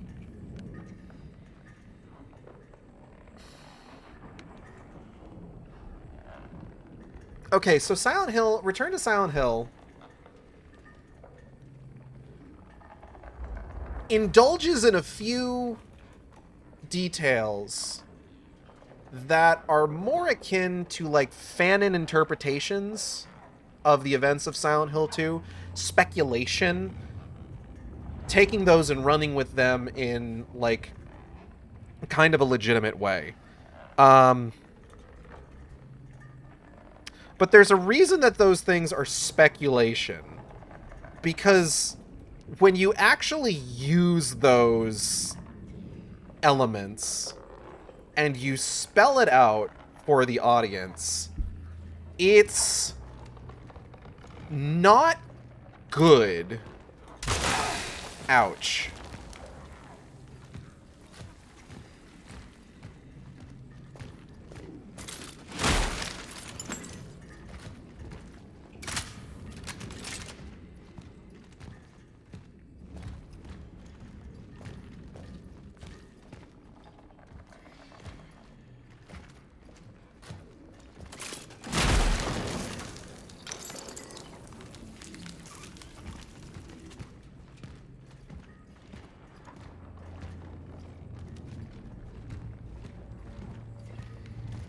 Like, my god, the fucking... Like, the big thing that I keep kind of coming back to is the middle names reveal. Which I'm not going to elaborate on, but oh my god. When they did the reveal, I was just like, you've gotta be fucking kidding me. That is the weakest fucking shit I have ever seen in my goddamn life.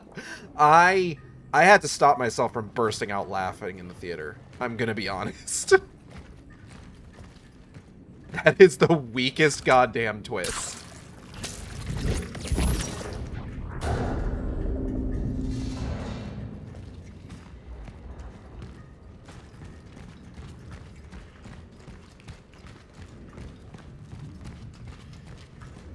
Like, if I wrote something like that into a story, I would proofread it and be like, no, I can do better than that.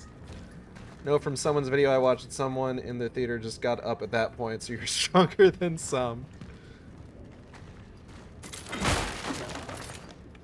Well, that's stupid. You're too far in the movie to get... You're just too far into the movie to get a refund at that point. You might as well stay for the rest of it.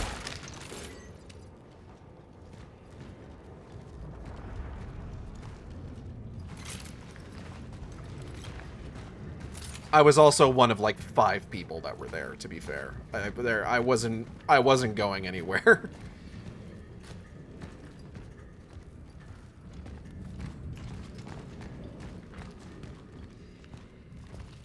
Like, not to put too fine a point on things, I am instrumental in getting my wife home, so I wasn't about to just leave unceremoniously. But oh man, that was super dumb. Oh boy.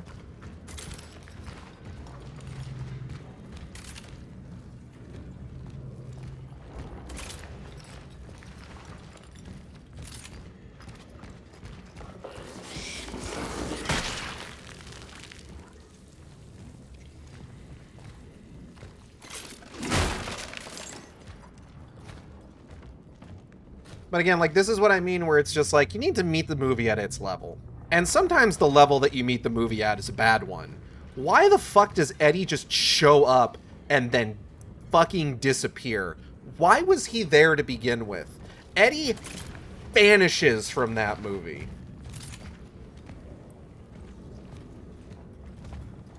It's honestly kind of wild how, like, just weirdly, like, what a weird non-entity Eddie Dombrowski is in Return to Silent Hill.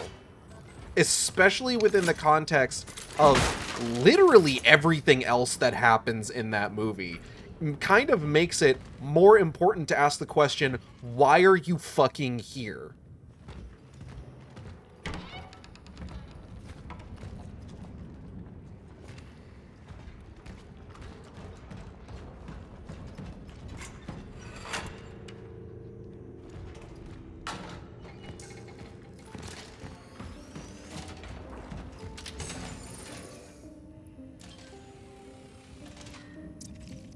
And send you a spoiler joke in Discord. Yes.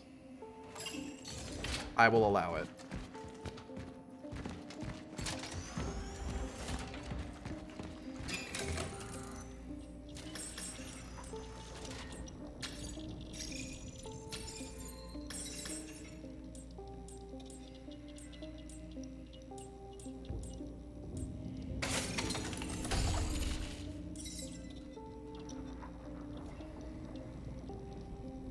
That is good.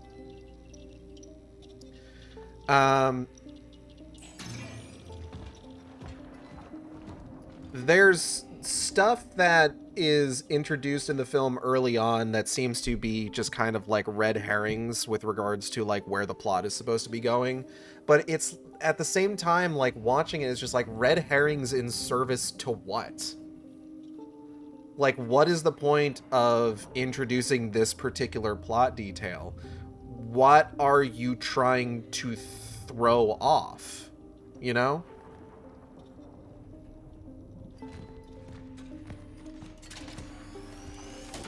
Why does the spider monster have an ass and jiggle physics? Like, prominent cheeks. It's a caked up spider beast.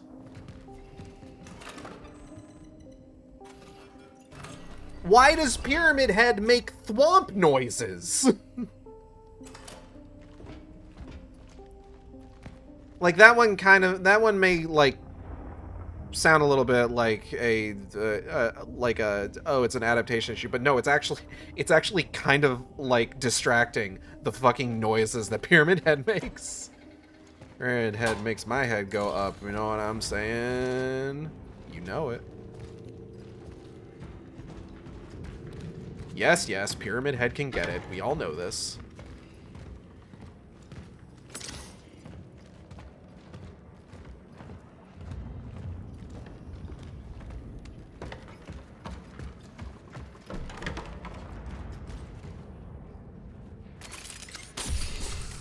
Pyramid Head should only make one noise, not the sound of his cheeks clapping. Big spood jiggle jiggle. I would absolutely give the spider jiggle physics. Okay, I give a tiny bit of credit. I do like the Pyramid Head helmet because the front of the mask looks like Jaws, and I'm okay with that. The Pyramid Head helmet in this one is actually pretty good. I'm glad that they finally could put Pyramid Head... Okay, I'm doing the thing that I dislike people doing again.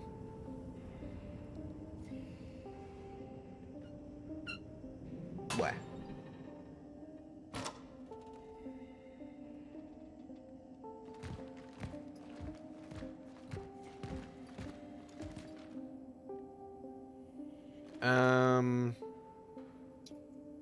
I think I'm good to continue. Let me take a look here. What do I got?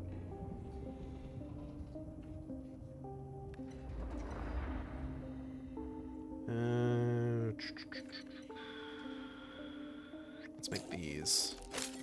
I think those are going to be more useful to me. I do like the pointed helmet in the first movie, but this was a good pyramid helmet. It's interesting to talk about because part of the reason they designed the Pyramid Head helmet for the first movie the way that they did was because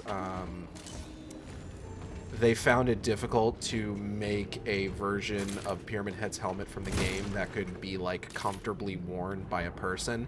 And part of that is intentional within the context of the game. It's supposed to look uncomfortable to wear. But this kind of poses a problem when you have to put, like, an actor in it. Shut up. Oh, did I get both of you? That's cool.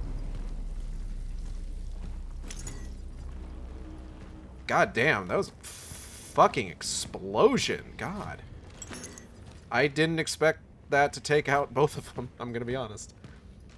I also make thwomp noises at my partner. Does that mean I'm some sort of creature? Zilla, we knew you were some sort of creature. We have been knew this.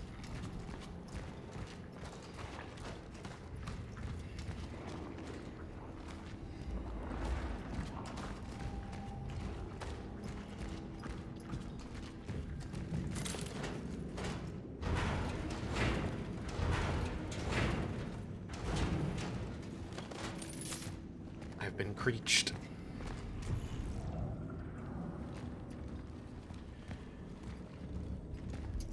Creech and Breer. Get it? Like breach and clear. What are we? A bunch of creature? So that's it, huh? We're the patsies. We're some kind of creature squad.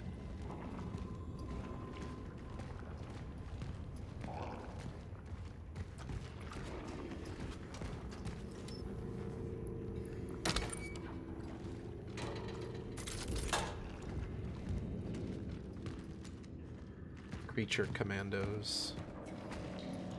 That's a good show.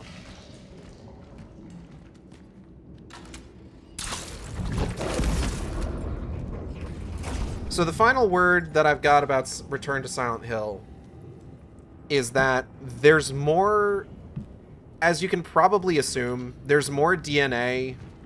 It has more DNA in common with the first Silent Hill movie than it does with the second one. And I will say that that does work to its benefit. I did enjoy watching Return to Silent Hill in the same way that I enjoy watching the first Silent Hill movie.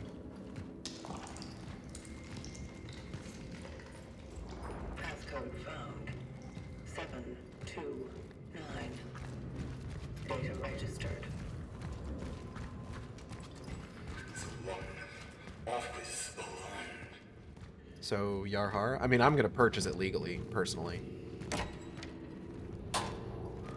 But if you want to check it out, I'm not a fucking cop.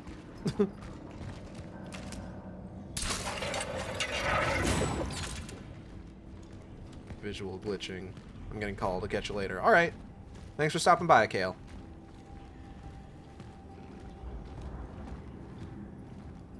Okay, what else did I have to talk about today? Hold on. I had a few things. Let's see. Rewatching Silent Hill, Silent Hill Revelations, seeing Return to Silent Hill, Ubisoft canceling Prince of Persia, Sands of Time, Concept shuts down. Okay, here we go. So, way back in years long past, did you talk about Wicked Game? I don't care if there's new stuff, but like, I'll probably get around to Wicked. I have a few things that I wanted to talk about today. In eras of yore,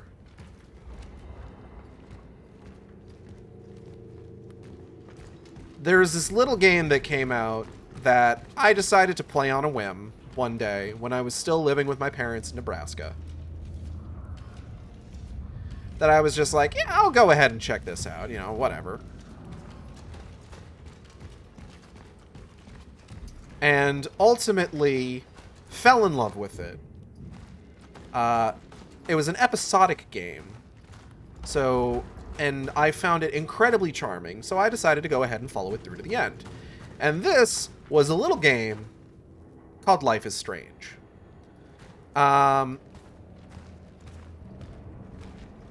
And I loved the hell out of that game. I gave regular updates on my thoughts on it on Tumblr.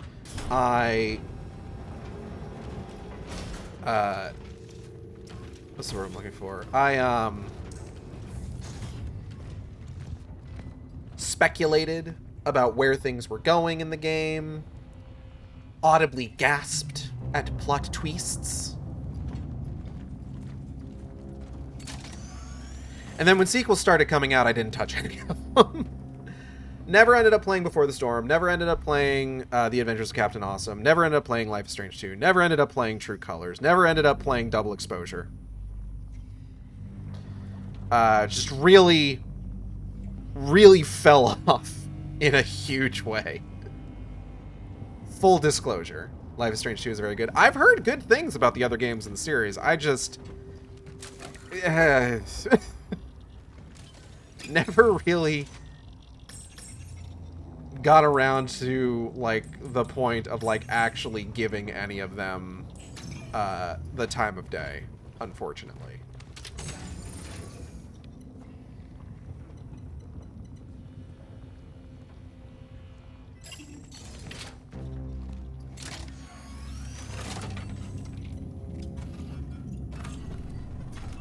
I'm gonna go ahead and wait for the ad to end, because I know Moon's probably trapped in the ad.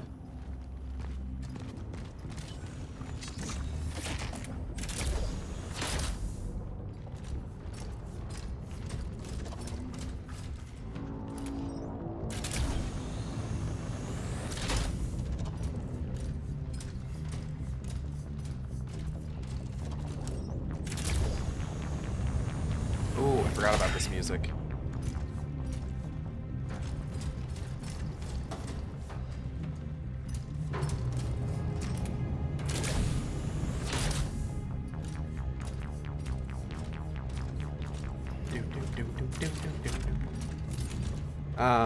But yeah, so Life is Strange. I really like Life is Strange. I ended up really getting invested in the story of like Max and Chloe and its conclusion and everything. And I even read some of the Life is Strange like comics when those were coming out. The ones that kind of like followed Max and Chloe after the events of the first game. But again, never ended up playing Before the Storm. Never ended up playing Adventures of Captain Awesome, Life is Strange 2, True Colors, or Double Exposure. And Double Exposure, in fact, one of the things that really upset me when I found out about Double Exposure is just like, oh, Max Caulfield's back. It's just like, okay, cool. Is Chloe back? And what I ended up finding out was just like, they write Chloe out of the story regardless of whether or not you say that you chose to save her. Where it's just like, in one context, like, she's still dead, obviously. But, like, if you did save her and you, like, establish that you saved her, then the canon is that, they broke up. Which, fuck, okay, I guess. Weird.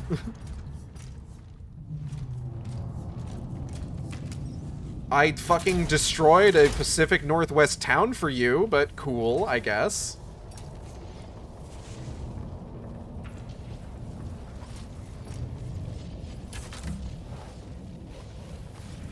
Initiating the anchor's frequency synchronization.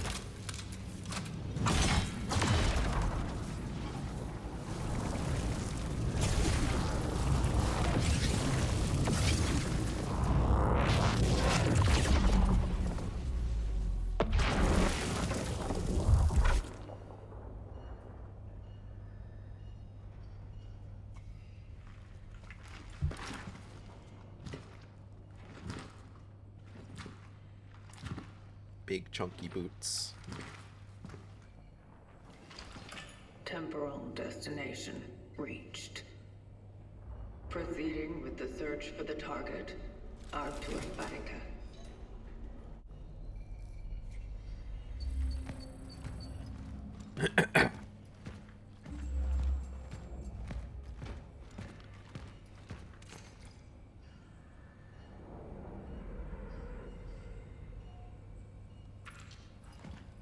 So, recently, they announced a new Life is Strange game. And one of the big hooks for this new Life is Strange title is that, holy shit, Chloe Price is back. Which is explained within the context of the narrative as being a result of the reality-altering and timeline-hopping powers that Max unlocks in Double Exposure. Which, like, sure, cool, I guess. Hey, tell me more about how Chloe's back. And I was just like, oh man, is the return of the, like,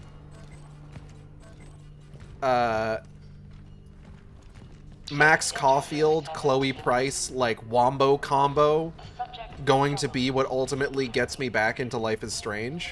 You are not here to make conjectures about the subject's well-being. You want to come down here and swap, Sergeant? You're out of line, Doctor. Please, help me out here. Don't make it any more difficult. What do you expect of me? You need to start answering questions. Ask them. What is this illness? How do we stop it? You can't. What has already happened cannot be changed. Why are you here then? Your world is to end. Yeah, I've known it. What is your part in it? What is your mission? My vocation. Yes. What's the point of it all?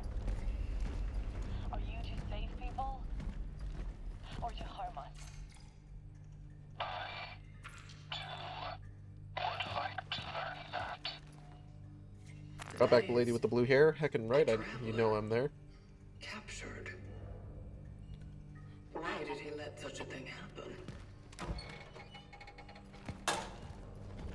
So now, here I am, because here's the thing. I have physical copies of both the original Life is Strange as well as Before the Storm.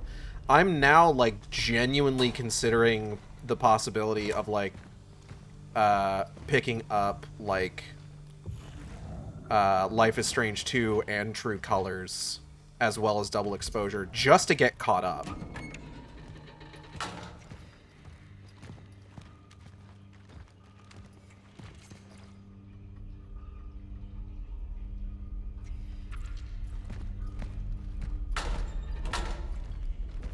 Because it's just like, it's this thing where it's just like, I remember so vividly just how much fun I had with the initial game's release, and just how much of, like, a flashpoint that was. Because, like, that game had so much going against it. It didn't look great. The animation wasn't what I would call top-notch.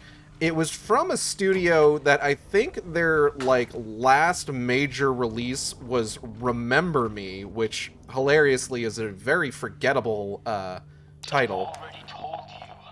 With a group of workers, we went underground under the main furnace to find the mission. The bullshit about the workers coming. Just answer the questions.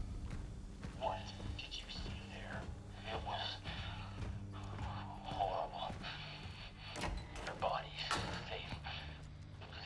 their skin, their limbs. It was as if something merged them with each other. Will this happen to all the infected? Answer the questions, Banica. What else did you see? There was something, some kind of figure wrapped in steel. As if wearing armor, and he was talking to me. What was he saying? Bring her to me. Fucked up.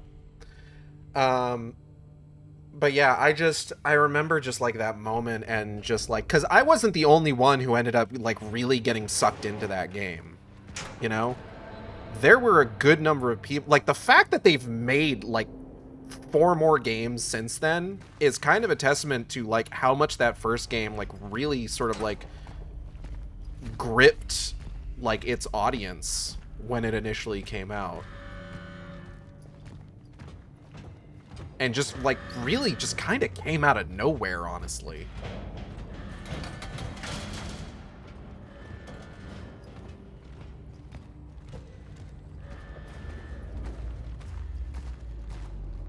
But yeah, I don't know. I might do that on my own time, honestly. I've been trying to find, like, something that, like, I want to, like, kind of spend my time with in terms of, like, gameplay. I've been kind of slipping into, like, I don't know if I want to say, like, depression recently, but, like, I've kind of been having moments recently where I've just been sitting here not knowing or knowing what to do or wanting to do anything or stuff like that. Oh, I think this is where we meet Veronica for the first time.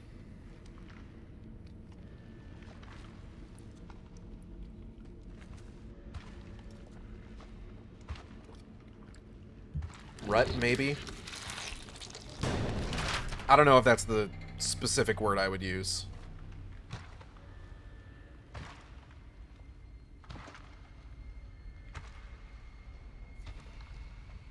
I'm just saying I see a lot of horny furry art, and that word has, like, different, baby! That word has very different, connotations to me. Hi, Veronica! I worked here, all right? I just want to get out. Who are you? Veronica Kamiński. I'm a doctor. Is there anyone with you? No, I'm here all alone. Did you know we're the same person? Why are you here? There's been an outbreak. We tried, but we couldn't stop it. The workers, They never had a chance. No. What I am asking is why are you here now?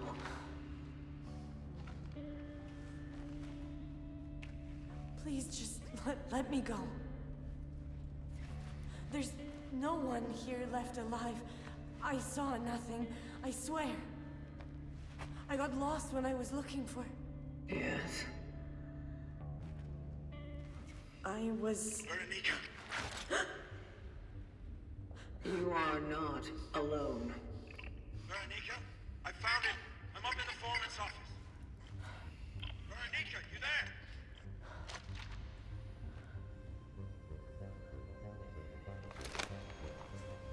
Arthur, listen to me. They're here! Run!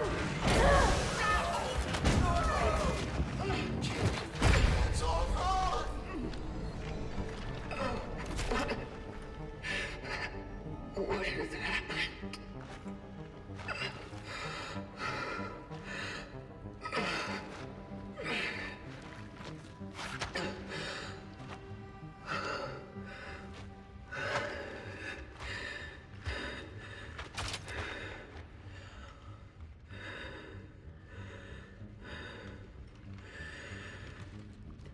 Well, that probably won't have any connotations for later. I came across a woman. What was that? I'll let you know in a second, once the cutscene ends. She probably came here with Arthur Barriga. I must locate the foreman's office immediately. I am concerned the integrity of my phylactery may be compromised. It is almost like the collected essences leaking through. So the entire thing with regards to the Travelers is that their goal is to go into the past and extract the consciousness of important individuals related to the outbreak so that they can join something called the Collective, etc., etc. It's not super clear specifically what's happening.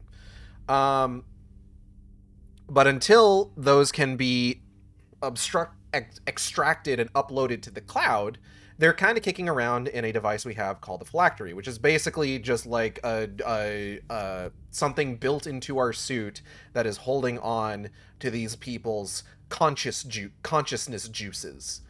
And one of the problems is that sometimes those consciousness juices kind of leak through and can't have the possibility, if they're left there for too long without being extracted, can potentially overwrite the base personality of the Traveler. Because the Travelers don't really have much of a personality to begin with. They're kind of just like blank slates for the most part, so it does make it very easy for these other consciousnesses that they're holding on to sort of just like hijack them. There's actually what's the word I'm looking for? There's actually a side story that we can like find details on later on about this exact thing happening to another Traveler within the context of the game.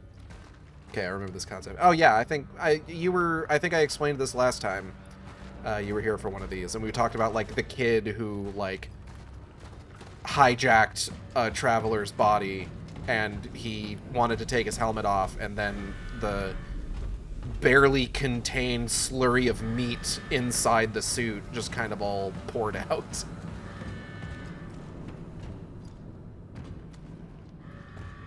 But yeah, what was I talking about? So I've been, I was just like, why did that thing being knocked over trigger that?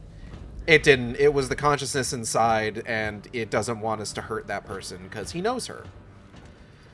But I've been having like an issue recently where just like, and part of this is likely due to like stuff going on in like my real life, my real actual life, and not my funny VTuber life. But basically just kind of like, you know, stressed out, a lot of stuff going on. And just as a result, I have been, like, not really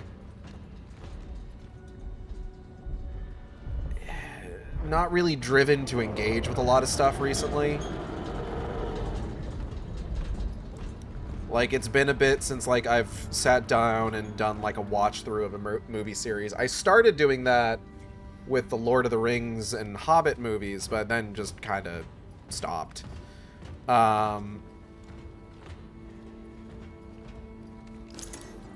So I've been trying to kind of just, like, chip away at that by, like, basically just booting up a game and just playing it until, like, I feel like, okay, I'm not...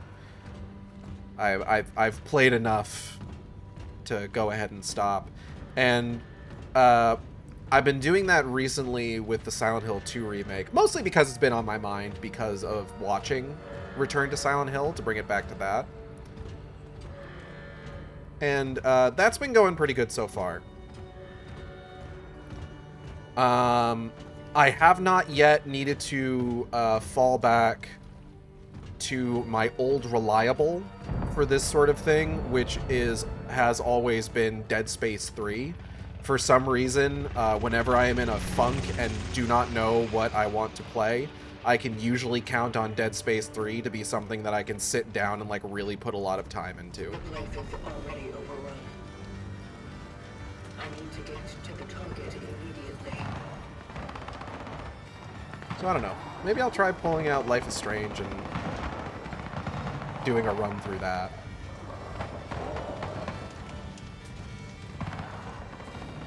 But something that I've noticed in replaying Silent Hill 2 Remake, and then also, of course, doing this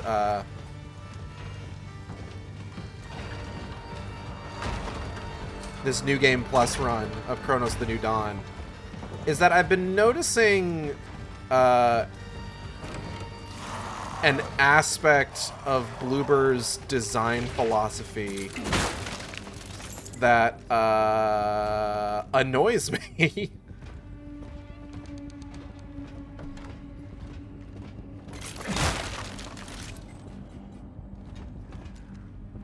Like, don't get me wrong, I do enjoy Silent Hill 2 Remake. My opinion on that has not changed since my stream of it.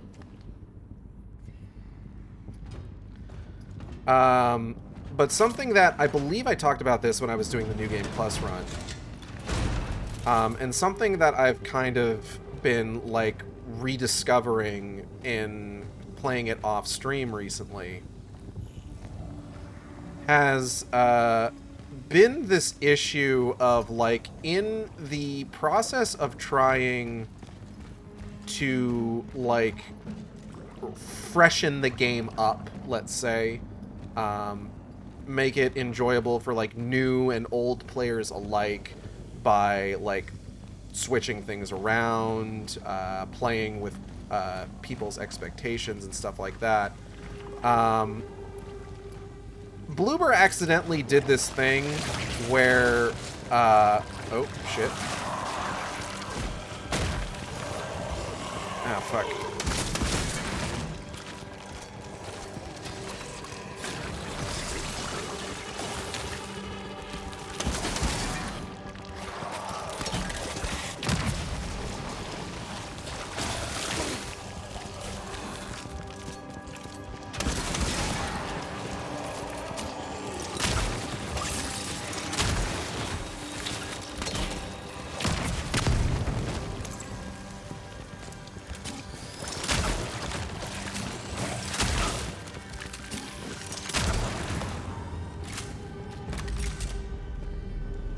Anyways, Bloober accidentally did this thing where trying to progress in that game is at times unbearable.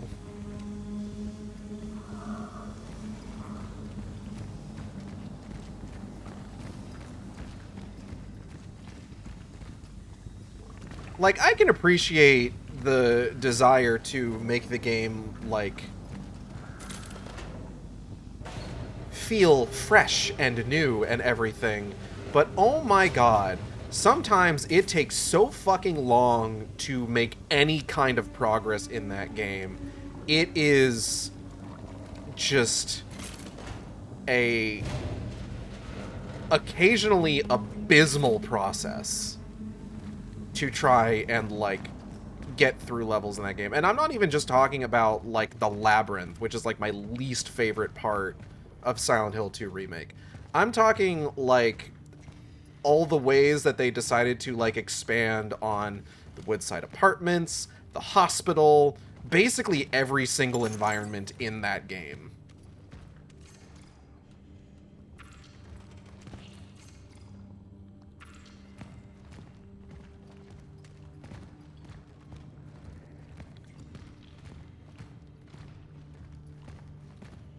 And, like, I'll be entirely honest, Cronos does also kind of suffer from that a little bit. It does at times feel like this game could have used a bit more, like, focused direction. Like, we don't necessarily need to, like, run all over.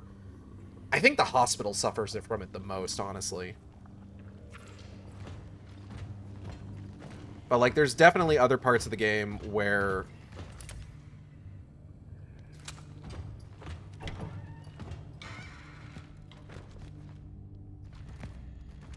like, it feels like we're just kind of, like, spinning our wheels and just kind of, like, killing time until we manage to get around to, like, the stuff that actually fucking matters.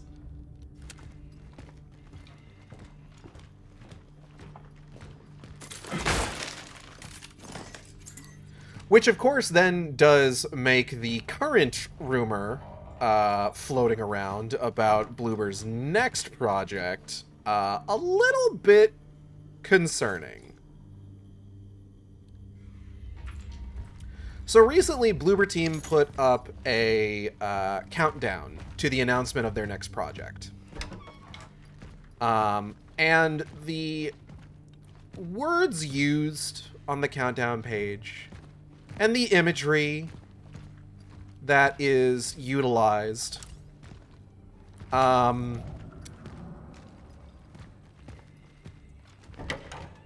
well,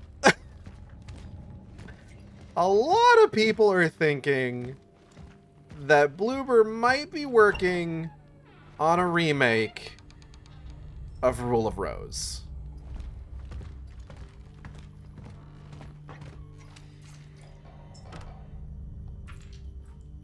I think we've got an ad coming up, so I might wait until after the ad to get into why that's concerning. Hi, Raggy. Rubbing up on my leg.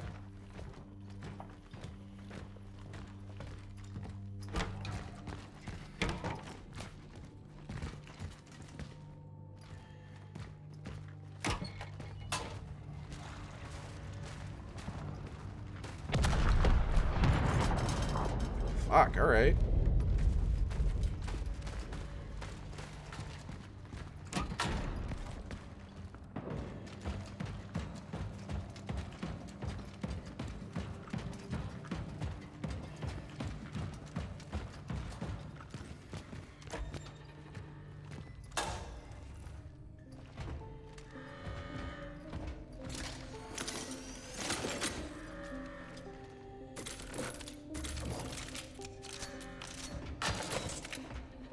Hold on, I gotta sell these. And does that get me any upgrades? Reload speed on the shotgun would probably be good to have.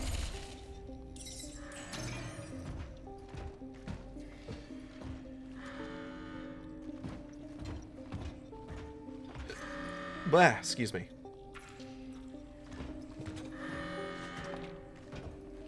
Okay, maybe we didn't have an ad coming up. Looks like somebody tried to break it apart without success. I thought maybe we had an ad coming up, but perhaps not. So people seem to think that there's the possibility that Bloober Team is working on a remake of Rule of Rose. think this is a compliment, but for some reason your stream is making me craft again. Cool. What you crafting?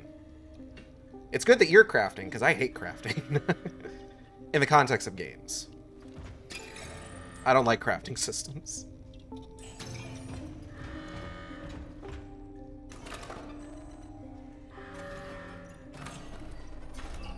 That's why I'm glad that this game doesn't have crafting. It has fabrication.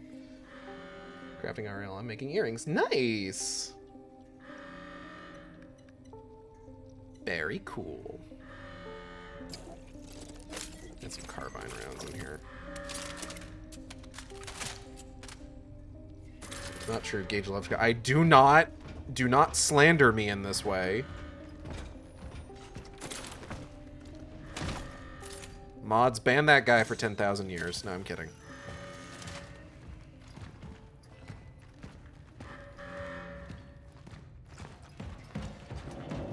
Now, so let's talk about Rule of Rose real quick. So Rule of Rose is a game that came out on the PS2. Most famous for Sony being like, we don't want to publish this because the EU doesn't seem to like it very much. And so Atlas took up publishing it.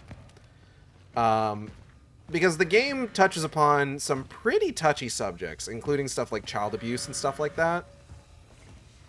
Like, real nasty stuff.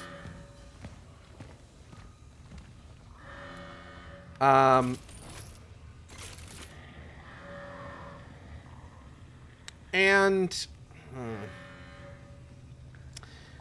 because of its controversial nature, not very many copies of it were made. So at the moment, it's one of the most expensive games to try and get secondhand.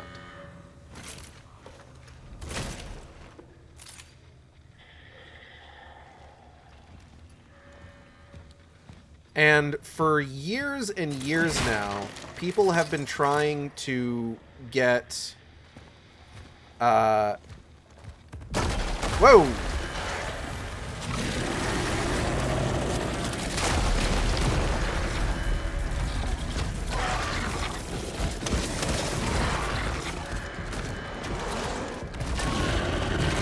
Ow, fuck.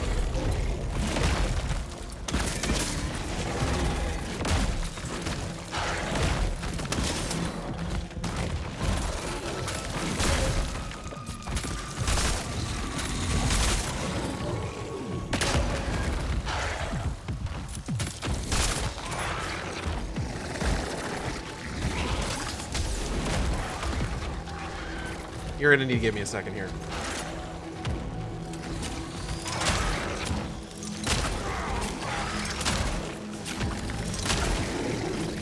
Alright, we almost got him. Hold on. Ow.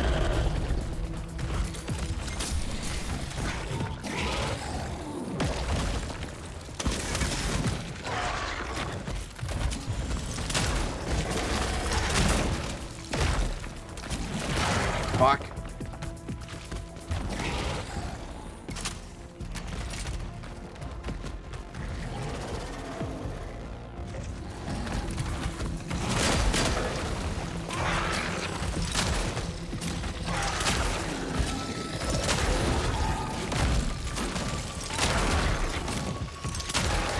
There we go. I think I remember that game from an old Best Friends LP. Best Friends are probably one of the, I don't know if I would say few, folks who have done a Let's Play of that, but yeah, Matt and Pat definitely Let's Played Rule of Rose. But people have been trying to get, like, a re-release of that game for years now. Unfortunately, so far, to no avail. Now, I'll go ahead and freely admit, I think Bloober Team did a good job with Silent Hill 2 Remake. Thus far, I have found nothing objectionable about Cronos: The New Dawn. I would say, as of this point in time, Bloober Team have managed to not reinsert their feet into their collective mouths like they did with the medium. I cannot stress enough how quickly that could all come crashing down in the event that they were to remake Rule of Rose. Because holy shit. The kind of difficult topics that Rule of Rose uses for its backdrop, that it comments on, that it uses for its horror, is the exact kind of difficult topics that Bloober Team managed to botch so spectacularly in the medium. Okay, predictions for a worst case scenario. We get the medium 2, basically. The medium 2, it's worse now.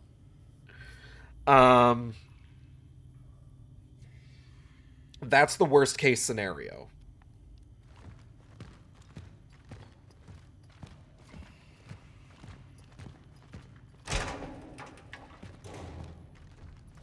Best case scenario is the kind of like tight leash that they were kept on for the Silent Hill 2 remake. But I don't think there's as much backing for Rule of Rose to have that kind of a tight leash like Konami had for wanting to make sure that Silent Hill 2 remake was the best thing that they could get. That being said, of any like game studio out there that has shown that on occasion they are actually pretty good at taking criticism and implementing new things based on the critique they've received, Bloober Team is by far one of the better ones. Please, we don't have time. We just didn't want to be alone. Stay back!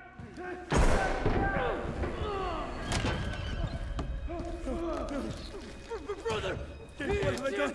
He came back! Onto a body count.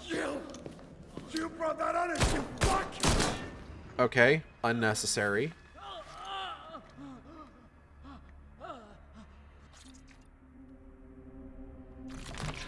Calm down. I'm here to save you, Artur. Save me? Are you fucking blind?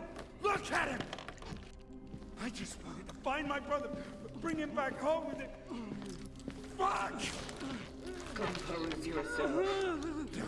No.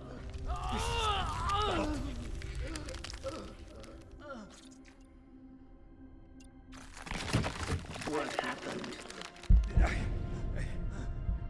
Something really bad was happening to him. He started to turn. God help me.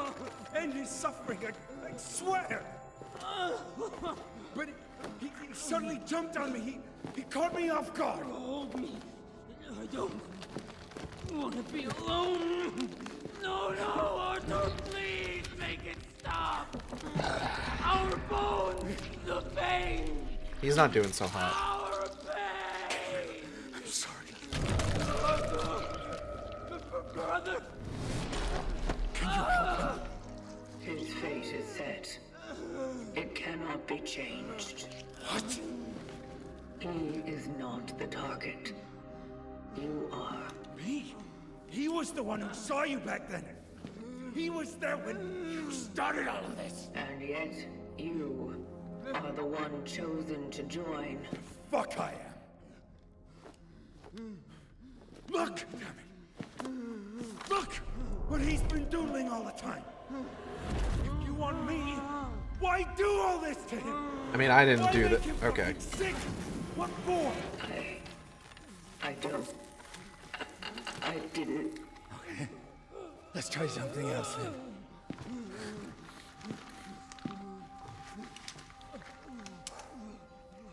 He goes with you. Because I'm going to hell. Don't do it! It's your fault. Don't you fucking understand? Your kind brought the disease to our world. Listen, save We him, actually know all that's right? not true, so. Take him. We can fix him.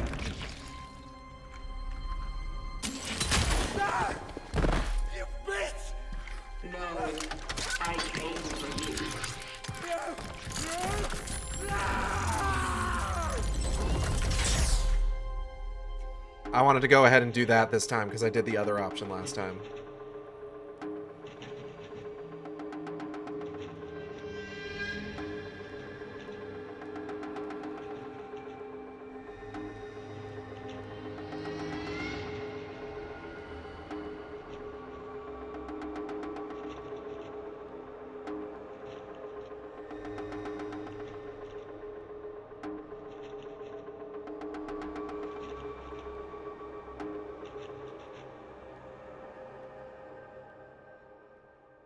What?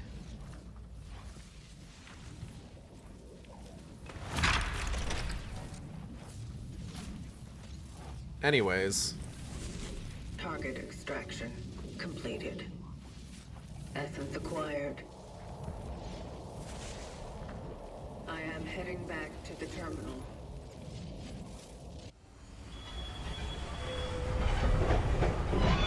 Wee, train ride.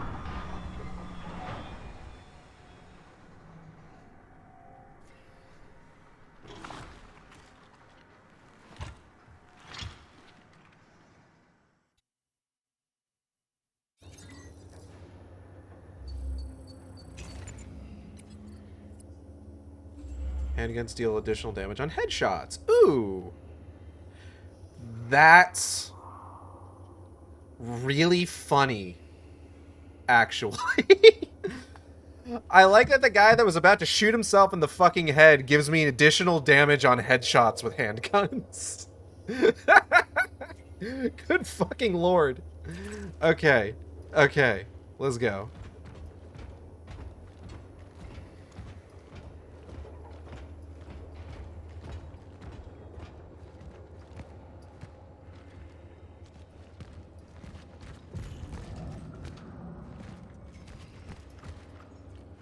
Where are the stairs up again? And we're over here.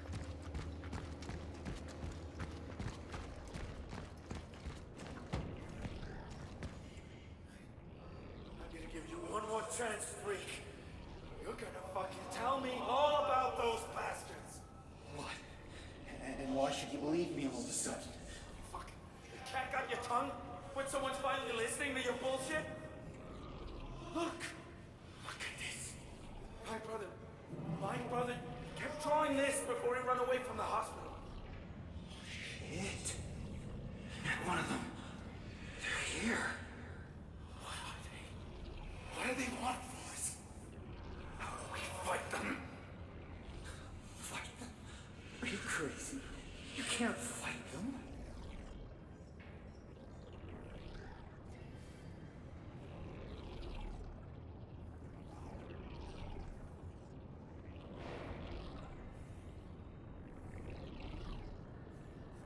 All right.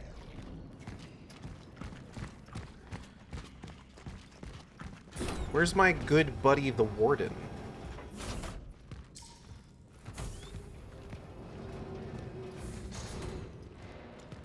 My Palbert.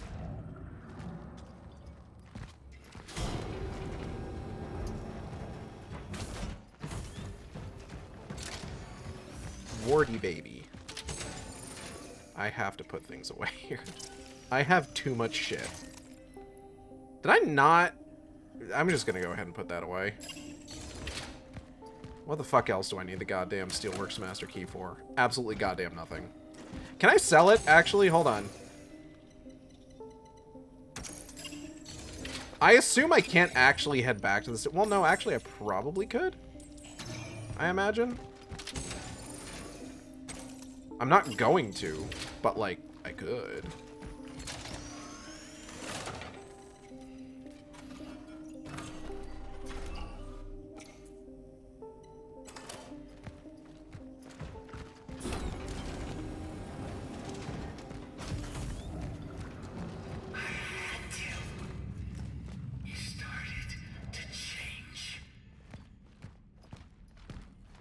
But yeah, it should be noted that at this time, we do not know if what they're actually working on is Rule of Rose. That's kind of just what everyone is, like, assuming worst case scenario. And like again, I'm not 100% certain how fair it is to Bloober Team to act like that is definitively going to be the worst fucking thing ever. I know it was you. Just need to find the proof, and you'll be in the slammer for the rest of your miserable life. You're saying for brother to not to talk to weirdos like me? Speaking of, I heard his health has declined lately. I wonder where he caught it, huh? Could it be the Steelworks, maybe? He promised that the workers would be safe. Fuck you!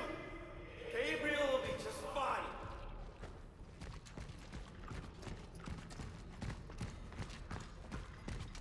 Hello, Milk 9.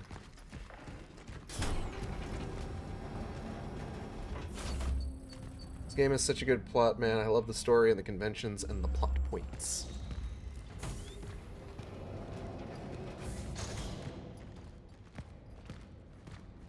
I do really like it. It's completely offline.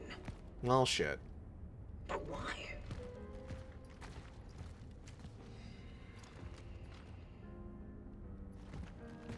I like that it's got cats in it.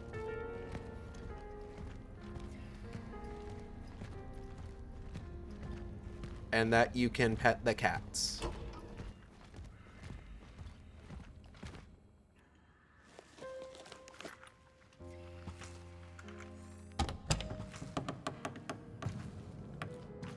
Sup, fucker?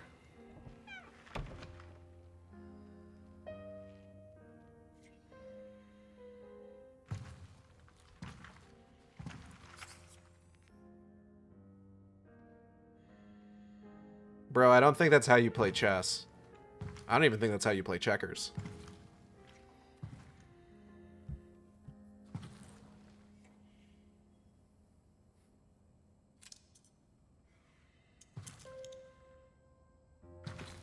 The bar is closed, but I don't think anyone will ask us to leave. Come. Join me. What is all this? This? Magnificent. Don't you think? Our work is to save them, not admire them. But how to accomplish one without the other? This is how I do my own part in saving them. Well, at least a fracture of what they once were. Yeah, the warden's pretty cool. Don't you think it's all trivial? In perspective of perpetuity, what isn't but a trivial thing? What's the endless existence worth, deprived of even a moment of introspection and unadulterated joy? For some reason, people listened to music once, went to the theater, played games, and told each other stories. These things are not crucial to survival, and yet it is without them that there would be no humanity. It's a paradox, or an anomaly rather. So, the human race is an anomaly to you. Oh yes, and a perfect one.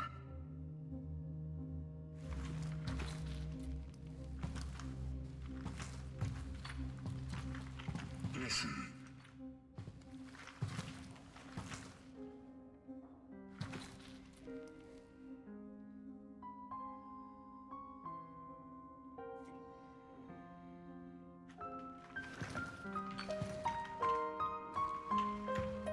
Unfortunately, the whole thing was not preserved. So I dare to fill in the gaps with my own invention. Don't you think it catches the ear?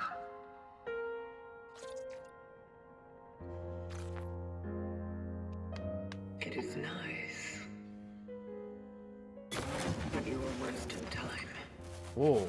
Wasting. To waste something you barely have. Isn't it something grand?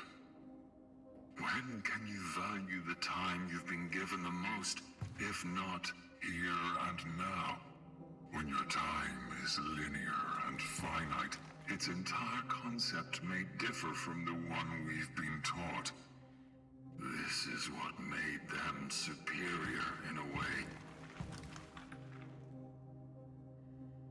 Okay. I don't think we were designed the same way.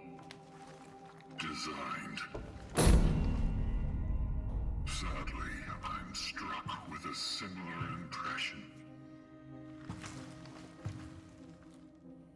Damn, alright.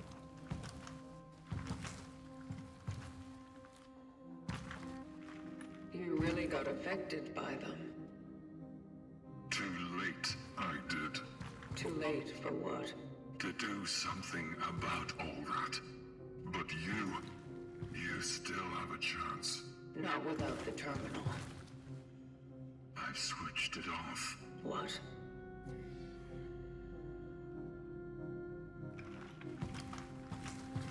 Why? I guess even a machine needs a rest from time to time, you know? What? Oh, calm down. I had to cut the power off while I was rewiring the whole thing. Would you kindly go to the switchgear? The upper floor. You need to find a restaurant there. Too fancy for my tastes. For a maintenance shaft location, though, just fine. I will be at the terminal to start the circuit when you turn it on. Are you mad at me for some reason? Mr. Warden?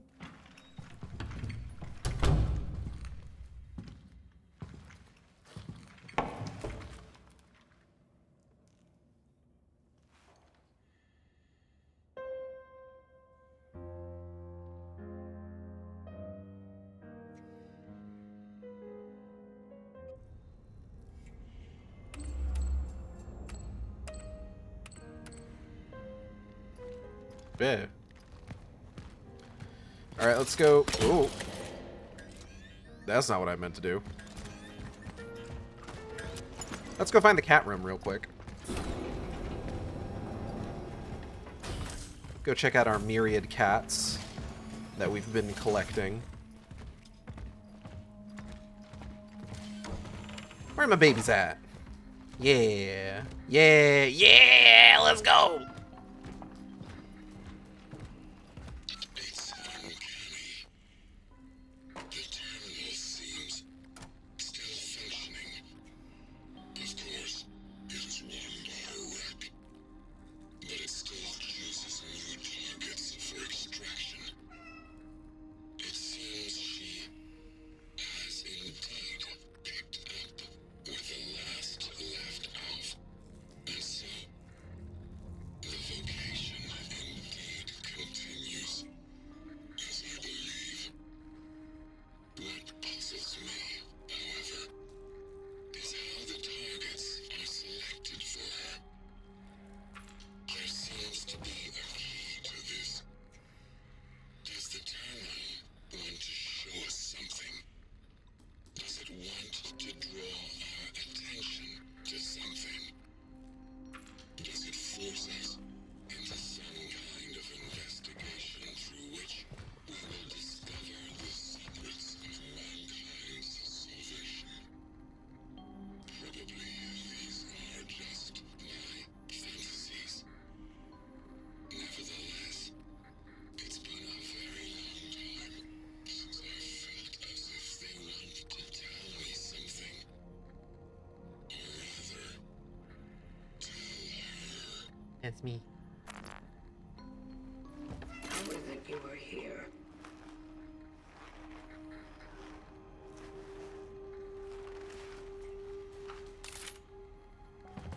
This is a waste of time. Kitties. Kitties are never a waste of time, is the thing.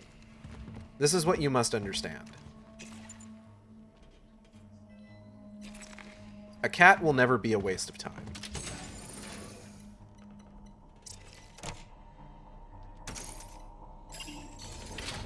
Oh, hold on. I think I've got shotgun shells I can take out.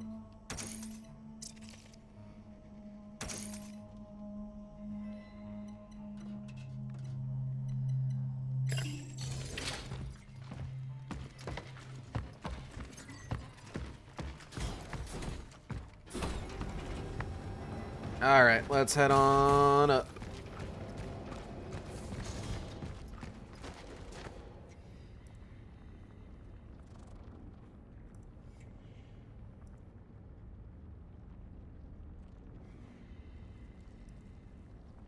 I think I've basically talked about everything I wanted to talk about. I did also spend a week reading all of Dumbing of Age. Which was a pretty fun read, but oh man, there's a lot of that comic. My turn, hand me the mic.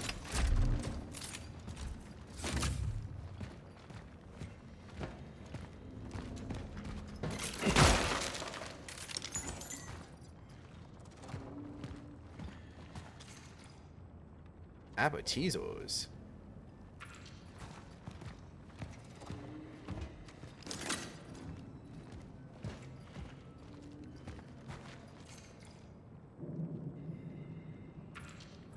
I had been keeping up with Punkett's thread about Dumbing of Age when she was reading through it, and I was enjoying like a lot of like the out of context snippets and her own commentary about what was going on.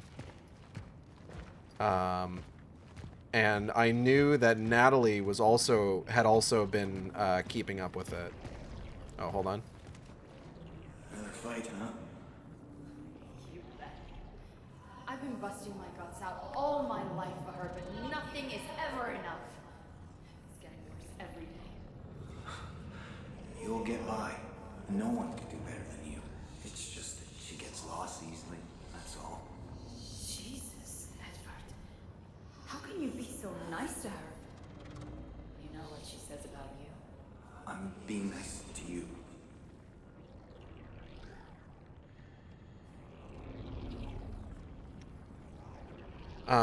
But I know that Natalie had been keeping up with it and had read it because she discusses it with a friend of ours, Digitamer Riley, on occasion. So I had been sending Natalie like some of these posts just because like I've really been enjoying it and I figured she would enjoy it as well. And she had been encouraging me to read it myself. So, just kind of like last week, I decided in secret to just sit down and read the whole thing. Which I think might have played at least a small part in, like... I don't want to say, like, it caused me to, like, fall into, like, this state of mind where I just did not want to do anything. But at the same time, it was just like, I found myself like, oh, I gotta keep reading Dumbing of Age. I can't do anything until I finish. I can't do anything else until I finish. So there was definitely at least a little bit of correlation there. But I did enjoy my time with it. And I came out the other side with a better understanding of the events discussed in Punkett's thread, and I am excited to keep up with it going forward and discussing it with Natalie as updates happen. It's been a while since I've like really kind of committed to a webcomic, honestly.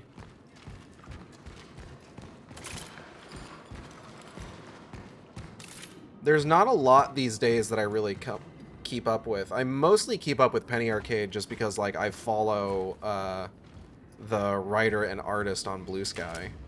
So I just kind of end up seeing when new comics come up and checking them out.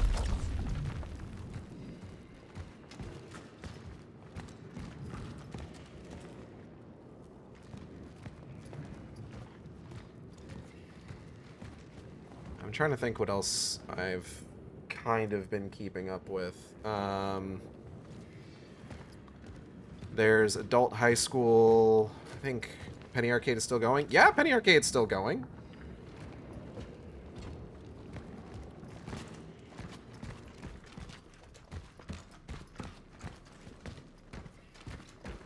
They're still at it all these years later.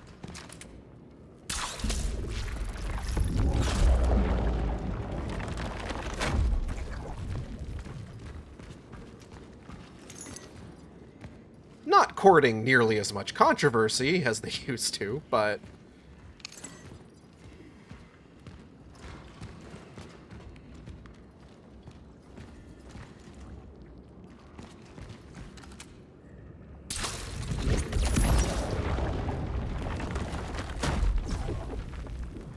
I used to follow so many webcomics as a kid. I either fell off with most or the people behind it turned out to be scumbags. Thankfully, the Penny Arcade guys, who could have, at one point in time, charitably been referred to as scumbags, have improved themselves considerably in the years since those days of yore.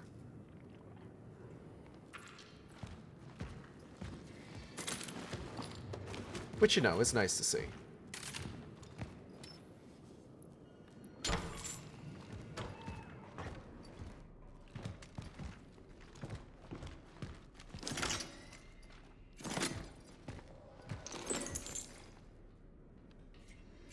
You love to see growth.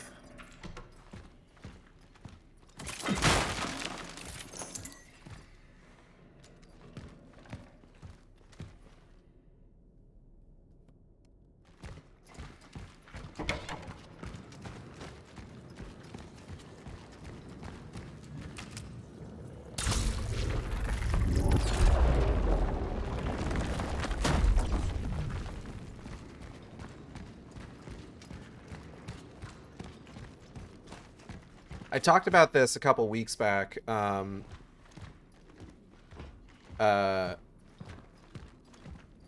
Jerry Holkins, the writer of Penny Arcade, was talking about doing a novella based on like a intentionally bad fantasy series that was created for a few Penny Arcade comics. So I'm really hoping something comes of that. About to crack my own back. Anyone remember Puts on Glasses? Mega Tokyo, Looking for Group, Crazy Larry, Staccato, Sam Fuzzy. I could go on by your wheelchair outside.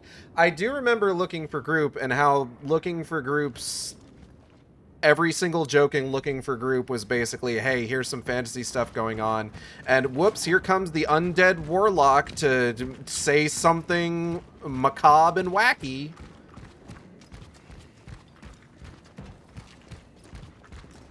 Which, to be fair, was just like a, what's the word I'm looking for? A permutation of that guy's other comic, which was, oh, hey, here's some character drama, but oh man, here comes the weird sex pervert to say something perverted. Isn't that so funny? I think Looking for Group was supposed to have an animated movie at some point, and then that just never happened. It was being made because that guy is the one that started like the animation studio that did like the animated Control-Alt-Delete series that everybody makes fun of these days.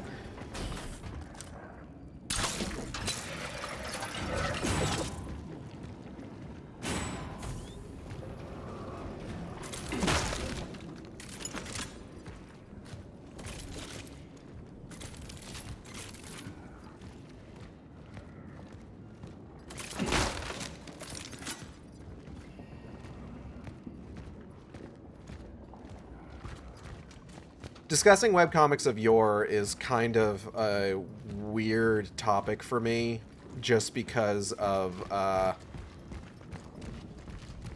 groups I hung out with back in the pre-2013 years, which we are not going to get into right now.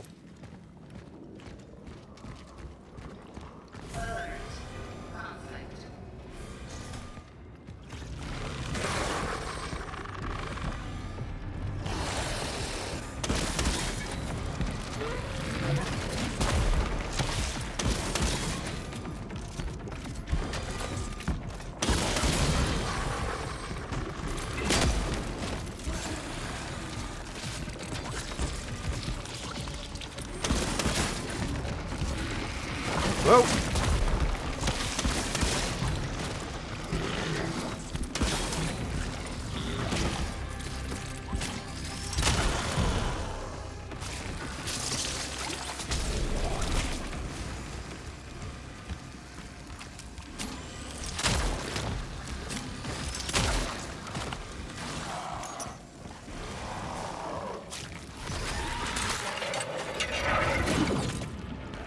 Hold on, I'm just gonna...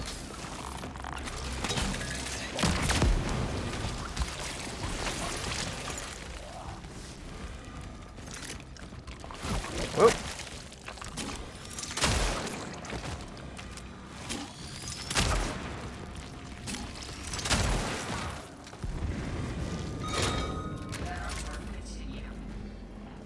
Yeah, sometimes it's best not to remember certain times in the time box.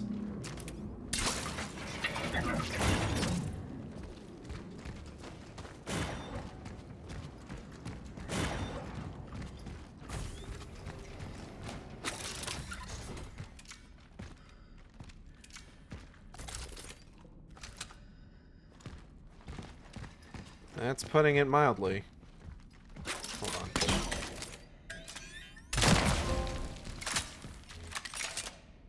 Oh.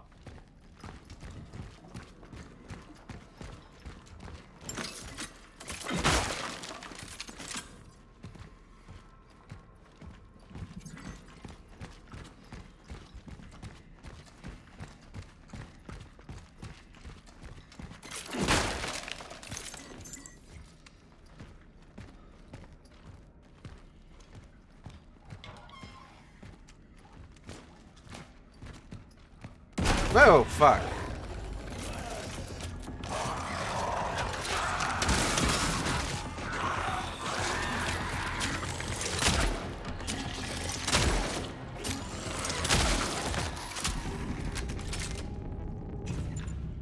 Jesus.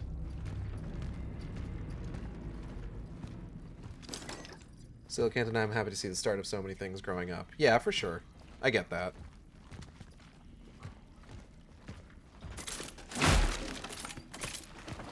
I just remember one of the biggest, like, surprises for me, I think, was the very first webcomic I ever started reading was a webcomic called Planet Zebeth, which was a Metroid sprite comic.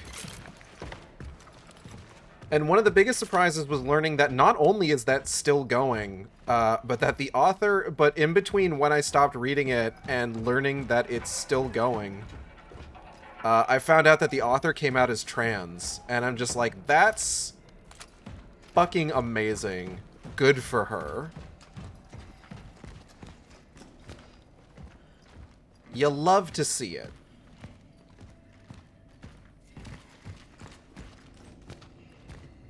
I think I talked about this a few weeks back, actually.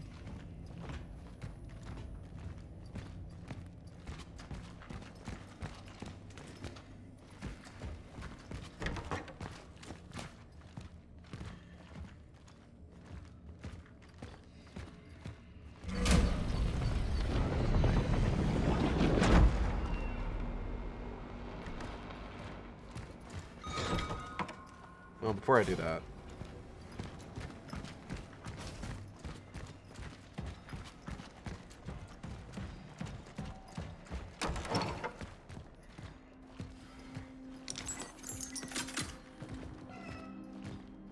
There's a baby in here. Hello. Hello, baby. Are you lost, friend?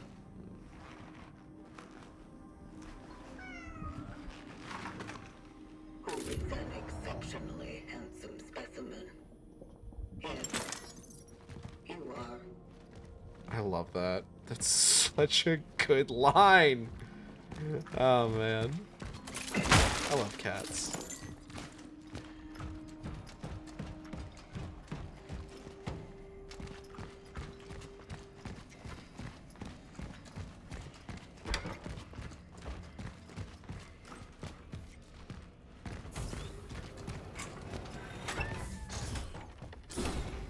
And we've circled back.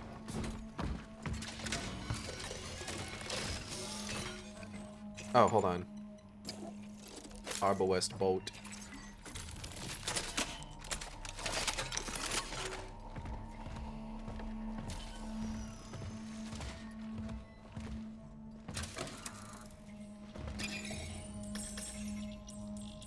Oh, I have a carbine cartridge.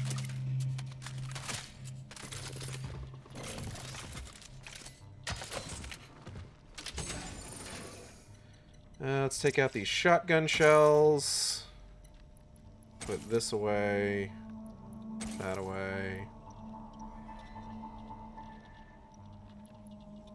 Okay. Yeah, that looks good.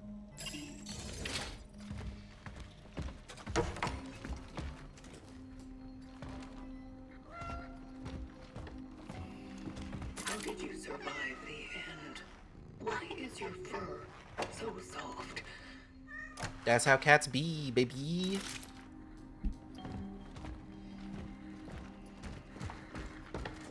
I am troubled by so many questions. I love having a designated pet some cats room. It's my favorite part of this game.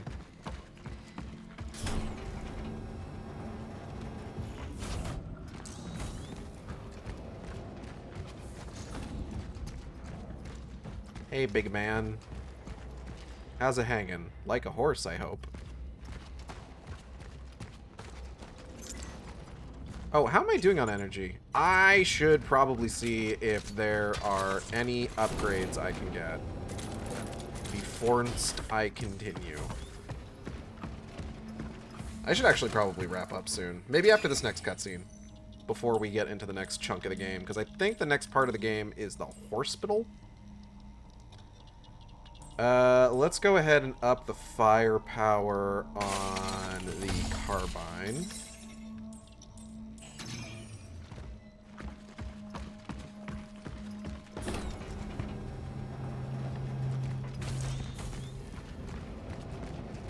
Pop this bad boy in here.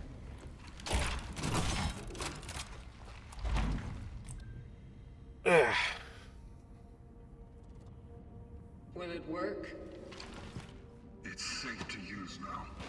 Not fully operational yet, though. But soon, the essences you have collected will be able to ascend, and everything will be as it should be. Yay. The essences are still unable to join. No. Sadly. But at least we have access to their memory. With that, the terminal will set the next target, and you can continue. Can I talk to them? Yes. Although for a limited time. The process can get a bit unstable. Oh, that's good to know. Unstable. Please, be patient. This is the only way. Such is our calling.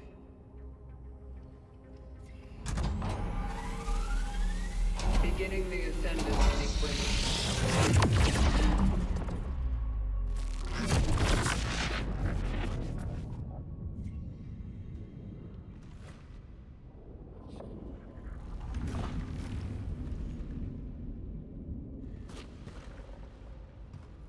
Do you think he's gonna be mad that we left his brother to die?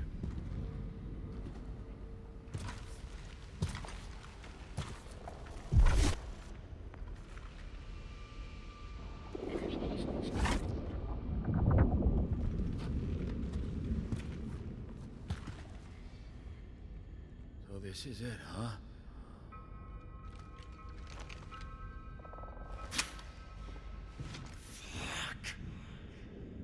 Yeah, I'm not sure. How did you get a gun in here? I had known that this is what hell looks like. I might not have ditched fucking Sunday school.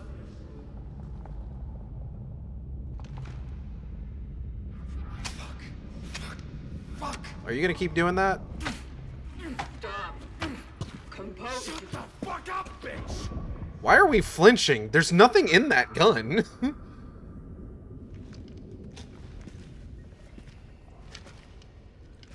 earned it, I guess, haven't I?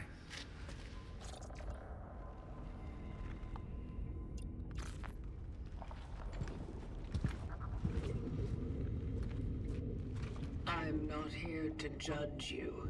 So why did you bring me here? I believe you possess the answers I need. It's about what happened to Gabe, isn't it? I mean, yeah, kinda. You think that the travelers are responsible for the change? The disease, as you call it. You're shitting me. My brother became sick while looking for the missing workers, right? He found them, sure. Dying and all messed up. They weren't the only ones. There was also one of you there. And? And so, it fucking began. The military came, scientists, doctors. It only took a moment for the entire quarantine to turn into some kind of fucking prison camp. No one gets in, no one gets out. I don't know what kind of shit was going on inside there, but I sure do know one thing. They didn't take care about my sick brother. Only that fucking moon man spreading your fucking disease.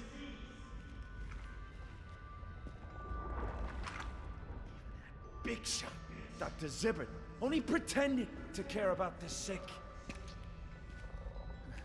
I bet that son of a bitch was only thinking how he could screw over the commies and use him for his own research. What research? Again, it's been established that the sickness was not actually brought back with the travelers. Job instead of musing over that alien, brother would have been all right. Maybe then I. Artur, please. Focus. The doctor, the alien. Tell me about them.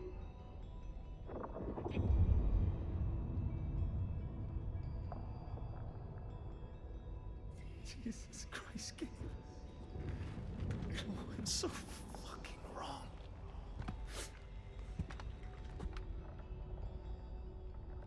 Listen.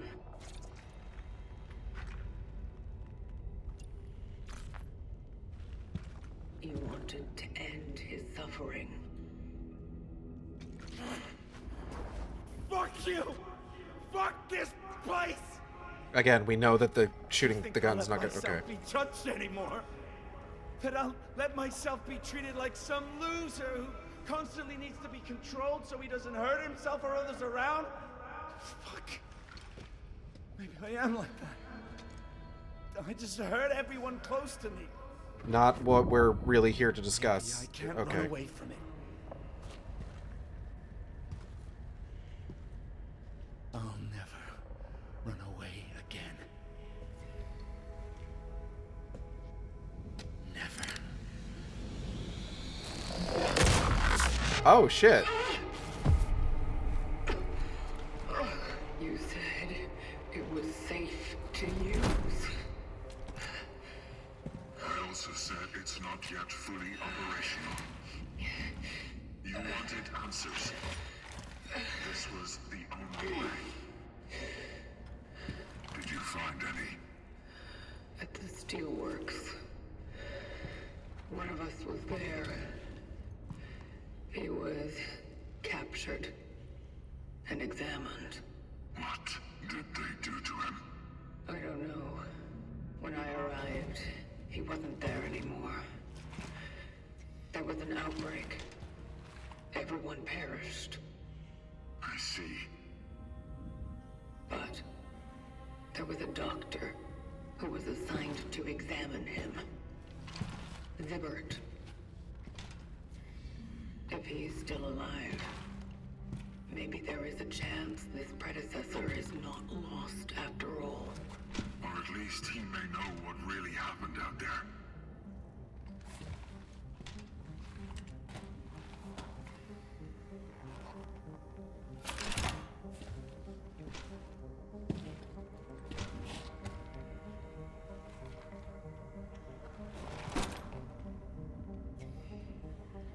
Such as our calling.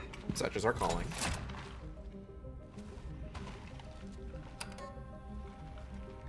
Calculating coordinates for the next extraction target.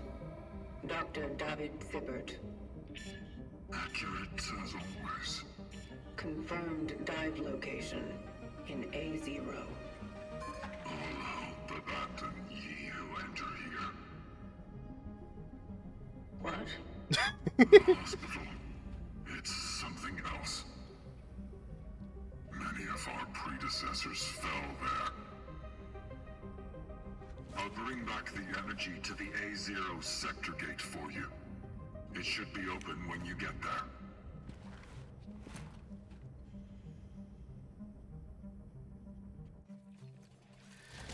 Zilla, out of pure curiosity, what was the name of that Sprite comic?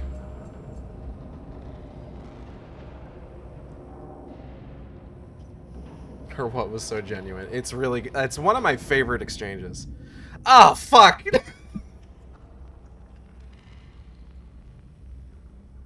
I was afraid that's what you were going to say!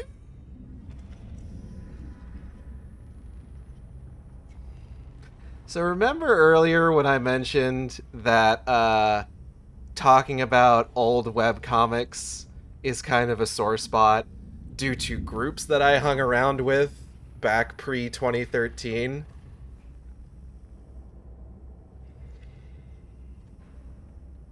So I was on that guy's podcast. Oh, boy. It's a good thing they died. That is, oh boy. That is some lore. Oh, shit. I was sitting, I swear to God. Oh, God, okay. We'll get into it in a second. I'm gonna wait till the ad is over before we dip our toes into that a little bit.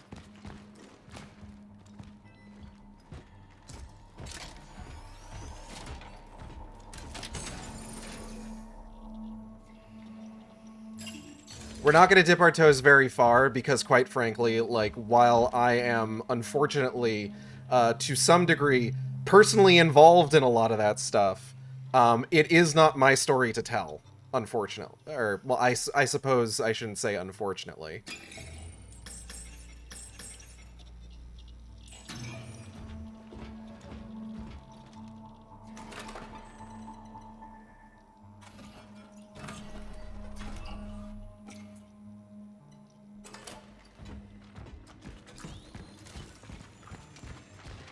You just freaking know, but I know a lot of people. You know some of them too.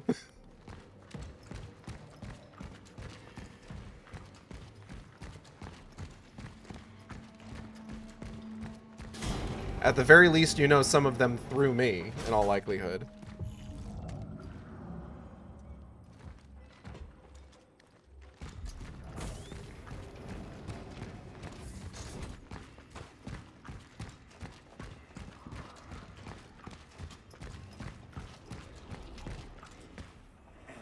What's going on with Steelworks? All that stuff I was rambling about gets started, whether you believe it or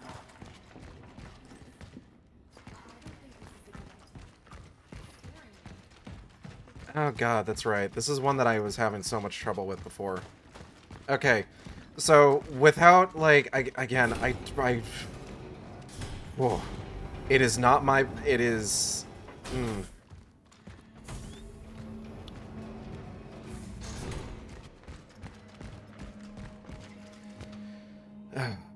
Okay, I'm not sure where to start with this. So, I actually so that particular guy ran a website that was basically kind of like a collective point for a lot of webcomics made by people he was friends with at the time. And I ended up making friends with a lot of those folks, to the point that, like, They knew me by name. We met up at a convention. I ended up being like a cast member on his podcast for a few episodes towards like the end of its run prior to just everything going down. And I am actually still friends with a lot of people from that era that were directly affected by him or were indirectly affected by him. And it's always a fucking blindside whenever this shit comes up. Like, there was a video made relatively recently that Natalie had found because she had followed the creator of the video and he was putting it up as like a premiere that kind of like dove into a lot of the history of kind of what happened there. So I had prior knowledge of this video coming out and I watched its premiere. It was honestly interesting to watch because there were a lot of people that straight up did not know a lot of this information.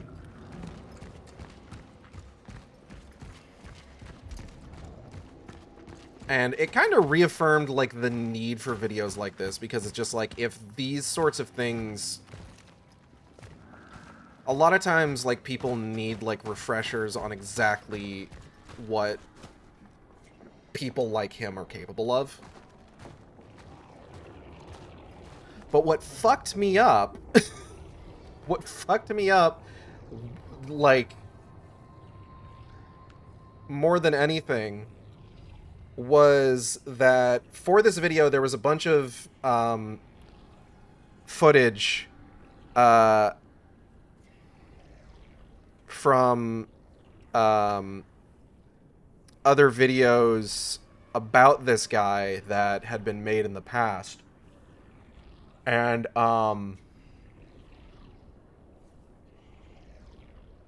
so one of his projects prior to everything fucking imploding was basically like a sort of edited commentary over game footage. And what they did was that they encouraged fans to send in footage to be commentated over. And I actually sent in a number of pieces of footage for that series. And oh man, there's my name prominently displayed in this video discussing what happened. Let me make one phone call. Gabriel. Jesus Christ, how are you feeling, brother? Like shit. They want to transport me somewhere. Probably the hospital, but who knows? Maybe they'll just shoot me. No. If those motherfuckers try to put a fucking finger on you, Relax, Artur. I'll be fine. There's this doctor here. Zibbert, I think. Ask about him at the hospital, okay? Okay, just take care of yourself, okay? I'm fine. It's just... I don't want to leave these people. I want to be with them now. That must suck so bad. Alone.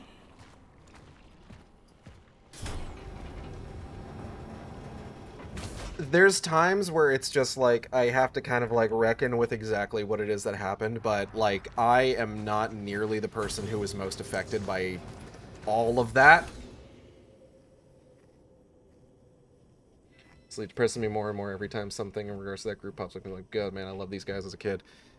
Like I said, I'm still friends with a lot of people from that era. A lot of the people that like some of the people that like had comics up there, people that were involved with like running the site, running the podcast, and stuff like that. The A0 sector, heading forward. But it's something that just like, again, just it fucking blindsides me every time it gets caught up, like or brought up. Like I have a friend who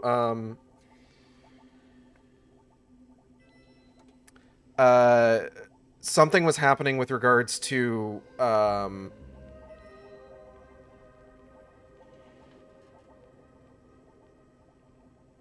there was some controversy that had popped up, and one of my friends from that time was, you know, kind of like helping people like speak out about it at the time, and it got a lot of traction on social media. So I had a friend reach out to me, just wanting like some clarification on things that were going on. It was just like, hey, do you know somebody named Tara Welker? And I was just like, oh boy, I'm gonna have to give this whole explanation, aren't I? Tara Welker's cool, by the way. Tara Welker, who I think her usual online handle is Lashiek. Cool person. Been friends with her since those days. But she does help spread a lot of information with regards to just like people from that era who are like creeps that keep trying to kind of like get back into like public consciousness, basically. So when a friend of mine comes to me just like, hey, do you know somebody named Tara Welker? I have to be like, okay, this is going to be more of a story than you were probably thinking you were going to get today. Or like that video I mentioned that was going over like everything known about that guy.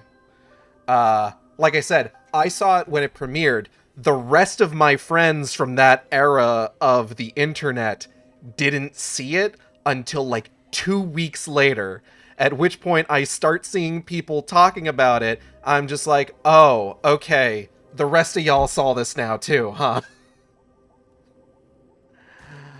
I didn't want to bring anything up because, like, notably, like, I know people, I'm just gonna go ahead and say this straight up, I know people, and I'm friends with people who were abused by this asshole. So I kind of go out of my way not to bring it up when I can.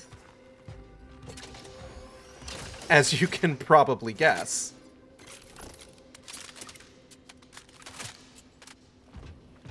Demetrius on Blue Sky, and I legit jumping out of my skin like, hold on, you want to follow me? I followed you when I was younger.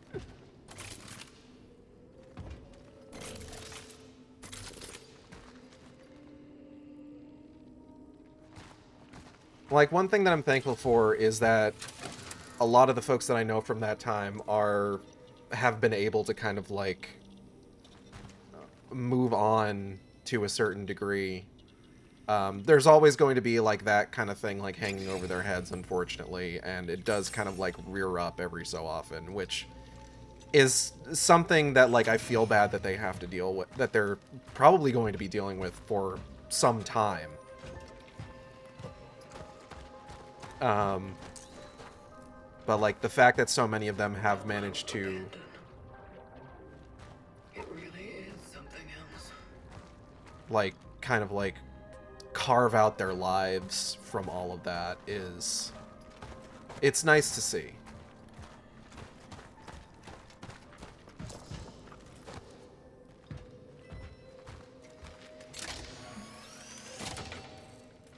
It is kind of buck wild whenever it comes up, though.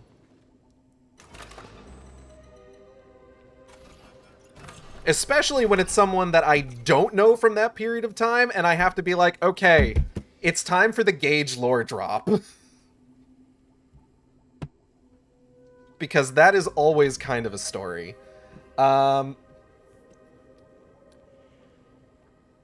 Oh god, and I know the edgy comic you're talking about too. Oh, fuck. Okay. We're gonna go ahead and end the stream here. I can't keep going on about this. Because again, as much as I was, like, involved in all that in, like, a very, like, minor capacity, again, it's really not my story to tell when it really comes down to it. But that's going to be it for today. I want to thank everybody for coming by the stream. I hope you all had a good time. I know I did. If you enjoyed the stream, you can subscribe here on Twitch. We have special emotes for subscribers. You can also follow me on Blue Sky and Tumblr at AcidXShark. That's AcidXSHRK, where I post all the streams as they happen. You can also follow me on YouTube at AcidXShark, where I post all the streams after they happen. Art for the stream was done by Jay Echo, who you can find on Blue Sky at jayecho.art. VTuber was done by Teva, who you can find on Blue Sky at Teva Meow. That's Tevameow. Jayecho.art is JAYECHO.ART. I highly recommend checking his stuff out. Teva is Teva Meow on Blue Sky, Tevameow, with rigging by V747, who you can find on Patreon.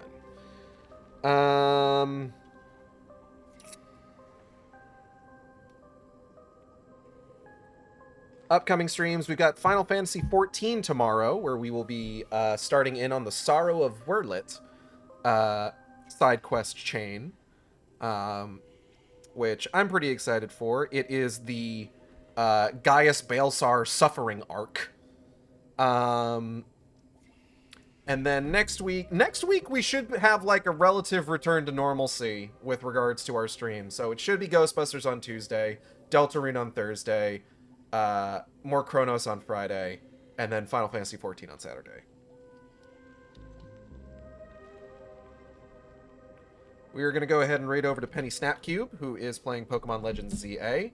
I will see you next time on the Shark Stream. Same Shark time, same Shark channel. Take care, everybody.